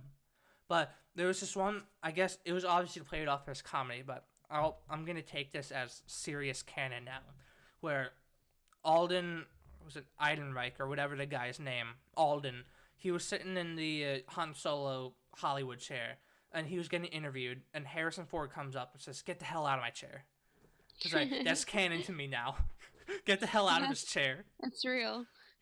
But honestly, the whole movie, the feminist robot, equal robot rights, that was dumb. And it's like, the thing is that in the original movies, in all the movies, the actor who plays, what's his name? C-3PO, I forget his name, like Anthony Daniels, something like that. Yeah. He spent his entire acting career trying to nail down the movements of a robot, and then there's this robotic bitch just moving around with a green screen suit, like, oh yeah, revolution. It's like, I can just picture the meme of C-3PO just saying, "Am I a joke to you?" It's so bad. And then it turns out she's the fembot. She is the navigation system in the Millennium Falcon, which it didn't ruin episode 5 to me, but when I heard, like, Han say to C-3PO, "Go talk to the navigation system," it's like, oh, they're referring to that. Oh, no. It's like, it didn't ruin the movie, but it detracted from it. But that entire movie is just but why? So, let's just quickly touch upon Rebels. I don't know if you watched Star Wars Rebels. Yeah, not really. I got to about halfway through season 3, then I gave up. I got through like one episode. Oh, it was trash. But They say it takes like one episode, and I was like, okay. Keep in mind, this is Disney, right? Disney practically owns half of the world. They have all the money in the world. They can certainly afford to put a little extra cash into this show to make it look good. At least have it on par with what the Clone Wars looked like. That was amazing. That was such a great fucking show. I remember that one. I mean, I guess like they're bringing it back, but they're not even making it. They're just using the episodes that were already made, and they're we just talked finishing about it up. that. Yeah. Oh God, Rebels. Whenever the old characters showed up, it was good. None of the new characters are great. I thought Kanan was okay, but I don't know. Like the thing with the Clone Wars is that they weren't afraid to have a few episodes go on where you couldn't see the main characters, like those being Anakin, Obi-Wan, and Ahsoka. Like you can go a few episodes where they're like just clones and stuff. With Rebels, they have to have that pussy ass bitch, what's his name, Ezra, in every single episode, and it's just like it's not needed. Like the episode with Darth Maul and Obi-Wan Kenobi, that should have just been Darth Maul in the desert going crazy until he finds Obi-Wan. Like, it wasn't a good show. I mean, sometimes there's just some things, there's just no need for it. The greatest thing about that show, honestly, was Ahsoka versus Darth Vader. That was actually really cool to watch. Because there was this one part when Darth Vader's mask got damaged, and you could hear his normal voice. And they got the actor who played Anakin's voice in the Clone Wars to come back to do that voice. Like, that was really cool. It's like, I don't know. I like that. That's when it's like, oh, no. Yeah, then she's like, I left you last time, Anakin, but I won't leave you this time. It's like, oh, this is so cool. But it turns out, because now Star Wars has time travel in it, everything has to have fucking time travel. So that needs to quit. Yeah, I mean, I'm glad Ahsoka's alive, but did you really have to have time travel? Like, I wouldn't have minded her being killed to Darth Vader. Now, I thought that would have been a fitting end. Yeah, but so now we know that Ahsoka has lived on beyond the original trilogy. So that's interesting. So where is Ahsoka in the sequel trilogy? That's a good question. Where is she? Where's my girl? And it's like, another thing that they say is that if you don't like these movies, you're racist or you're sexist. Like, it's such a blatant lie. Like, they say, oh, you're just a cis white male. I love Ahsoka. She's great. I love Leia. I love all those female characters. Like, just because I don't like your shitty ass piece of garbage of a movie, that doesn't mean I don't like it. I'm not sexist. So, I mean, clearly your co-host is me. Yeah. So yeah, I'm definitely sexist. And I kind of cover everything. Yeah. So, let's talk about how we would improve it. We talked about what was shitty. Now, I would have a live action show based on Darth Vader. Have it be like movie quality, like as good as quality as Game of Thrones is, because as much as the story is garbage in season 8, it looks great. Apart from episode 3, awesome. When you couldn't see anything. In season 8, they actually gave the dragons actual facial expressions. Like, they went above and beyond to make sure that you could see that they had emotions too. Like, they were working real hard on that. So, like, have a Darth Vader TV show with like that level of quality, and I think a lot of people would be happy. Now, if it was me, I'd like to see just how Darth Vader got through his day-to-day life after becoming evil. Oh, did you see? There was this one having to live in that suit and not have arms or legs, and did you see? There's this one Darth Vader comic where there's this one girl who's completely obsessed with Darth Vader, right? She's in love with him. She thinks that they're going to live happily ever after. And in case you don't know, if you in the old canon, the true canon, if you see Darth Vader without his mask, you're dead on the spot. So she barges into his quarters and she professes her love to him. Like, it's okay, honey. Don't hide your face. I love you for who you are. And Darth Vader, this this bro, he's just casually looking at her. He's breathing calm, and then in the middle, he just casually brings out his lightsaber and stabs her. And then that's it. And then he goes to the bridge and says, "Darth Vader to bridge, get this garbage out of my quarters." Like, everybody was really pissed off because it's like, no, Darth Vader's sexist. Why would he kill a woman? I'm sorry, Darth Vader is a villain. He killed children. I mean, he did. I don't think he's as bad as Daenerys now, but he's still pretty bad. Daenerys killed a full... She killed like tens of thousands of children. Anakin only killed like 10. She killed like an entire city's worth of people? Yeah, it's like, she went to kill Cersei, but she killed everybody but Cersei. She inadvertently killed Cersei. Yeah, that was dumb. Like, they made her sympathetic. I kind of felt bad for her. I wanted Arya to kill Cersei. I wanted it to be like a kill steal, where just they all go into the throne room. There's like this epic scene, and you know Cersei and the Mountain are just sitting there. Cersei pulls out her lightsaber. And you know Jon and Daenerys get up there, and they're like, "You need to pay for your crimes." And then suddenly Arya just comes in from behind the scenes and just stabs Cersei. You have failed this city! And the Hound just fighting his brother like we always wanted. And we could have had the city burning outside. That could have been fine. But, like, having to, like, trap Cersei so that we could have the epic scene and be like, see, this is what you caused. Not letting her escape and getting killed by some tumbling rocks. Daenerys went from like 5 to 100 real quick. It was like 2 to 100. Yeah, it was like I'm waiting for the bell. I'm waiting. Oh, there's the bell. Tyrion didn't lie. You know what? I'm gonna kill everyone anyway. Yeah, and I don't know. So another thing I would do. Total letdown.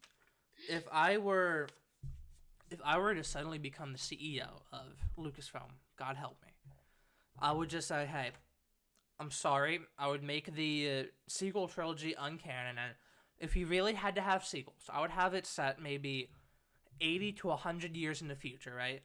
There's a brand new Jedi Order. Maybe the Sith are returning. You know, something like that. Like, you know, they're getting rid of the rule of two. So, like, you know, you could have a whole bunch of Jedi going up against a whole bunch of Sith, you know. Just have it be faithful. And, like, they had the story written out for them. Like, all you had to do with the sequel stuff is you could have just followed the story of Jaina and Jason Solo. Like, it was already written for you. You could have just done it. They messed it up. They did. It was they took something that didn't need to be messed up, and they messed it. Like, I'm honestly surprised how, like, because, like, it was very hard to mess Star Wars up. Like, it was very difficult, but they found a way. It's the fucking Drake and Josh theme song. I found a way. Oh, God. But we've been, like, mouthing a bunch of music this entire time. We're gonna get copyright strike. We're gonna get something because we've been here for hours. Yeah, so I would have. It was the right decision to bring the Clone Wars back. I would have given it like 2 or 3 more seasons. I would have. I don't know. There's not much you can do to fix that stuff. You know what we need to do for the next podcast? What? Just talk about what we would do, like me and you just brainstorm your ideas for how we had the Empire at War and just making that into our own movie series. I'll show you one of the videos we could make of the an entire podcast over that. Yeah, I'll show you one of the videos of the meme cinematic universe I was talking about. That's how I would make it. It's just like purposely shitty but kind of fun. But like we would make it fun. Yeah. Like me having the double personalities of both Mon Mothma and myself being the last lolly. Yeah. I thrive off of being given body pillows. I truly don't serve either side, but I'm kind of trapped, and it's okay. Yeah, it's like you don't serve either side, but you're more on Chase's side. Yeah, but it's kind of like I don't serve anyone, put myself in these body pillows. Yeah, but anyway, what would you do to fix Star Wars at this point? At this point, it should have been done when they actually finished it, and there was no need for them to add on anything. Now with the entire shows and stuff, you were right about the shows. They could have added more onto those. They could have had a good new show added on to it. But that was about it. They didn't have to start moving on with the cinematic. They could have left it alone, and it would have been just fine. Hey, what you could have done... No one was asking for anything else. Everyone was like, okay, it's over. We're happy now. But they couldn't leave it alone. What you could have done is, if you wanted to really have a show based on the time period in between the prequels and original movies, have it be focused on Ahsoka with the same quality as the Clone Wars, you know? Just show how she's survived through the anti-Jedi galaxy now. And then, like, you know, as the show goes on, show her going through the original movies. Like, you know, she can meet Luke Skywalker and stuff, you know? That would be cool. And then maybe, like, she sacrifices herself to save Luke, like Obi-Wan. I don't know. Could have had some real good stuff, but they didn't. Well, I guess on that sour note, we'll end the stream here. So, it's kind of a shitty thing to end on, but Star Wars is dead. I think we and you were ranting this entire time. Yeah, I think you weren't here for this, but there's this one funny clip that, you know what, I won't play it, but this one funny skit where the guy says, how does it feel to live long enough to watch all your favorite franchises go down in flames? Then the guy says, feels great. We're at the age where we're watching all of them die. We grew up on this and now it's gone. Star Wars, Star Trek, Indiana Jones, was Doctor Who, Game of Thrones. I mean, at least Game of Thrones, like, it's not gone political, it's just bad writing. But it's just dying. It's just, they're just fucking stupid. Starbucks cups are killing it. They're Starbucks. This is what we get with pollution. This is canon now. Starbucks is in the Game of Thrones universe. Starbucks is in Westeros. Starbucks really is around every corner. I mean, now I kind of want to be in Westeros. I mean, I don't like Starbucks because I don't drink coffee. I would totally go to Westeros now. just to work at the Starbucks. All right, well, Starbucks. I'm going to end the stream here, so thank you all for joining, and have a nice day.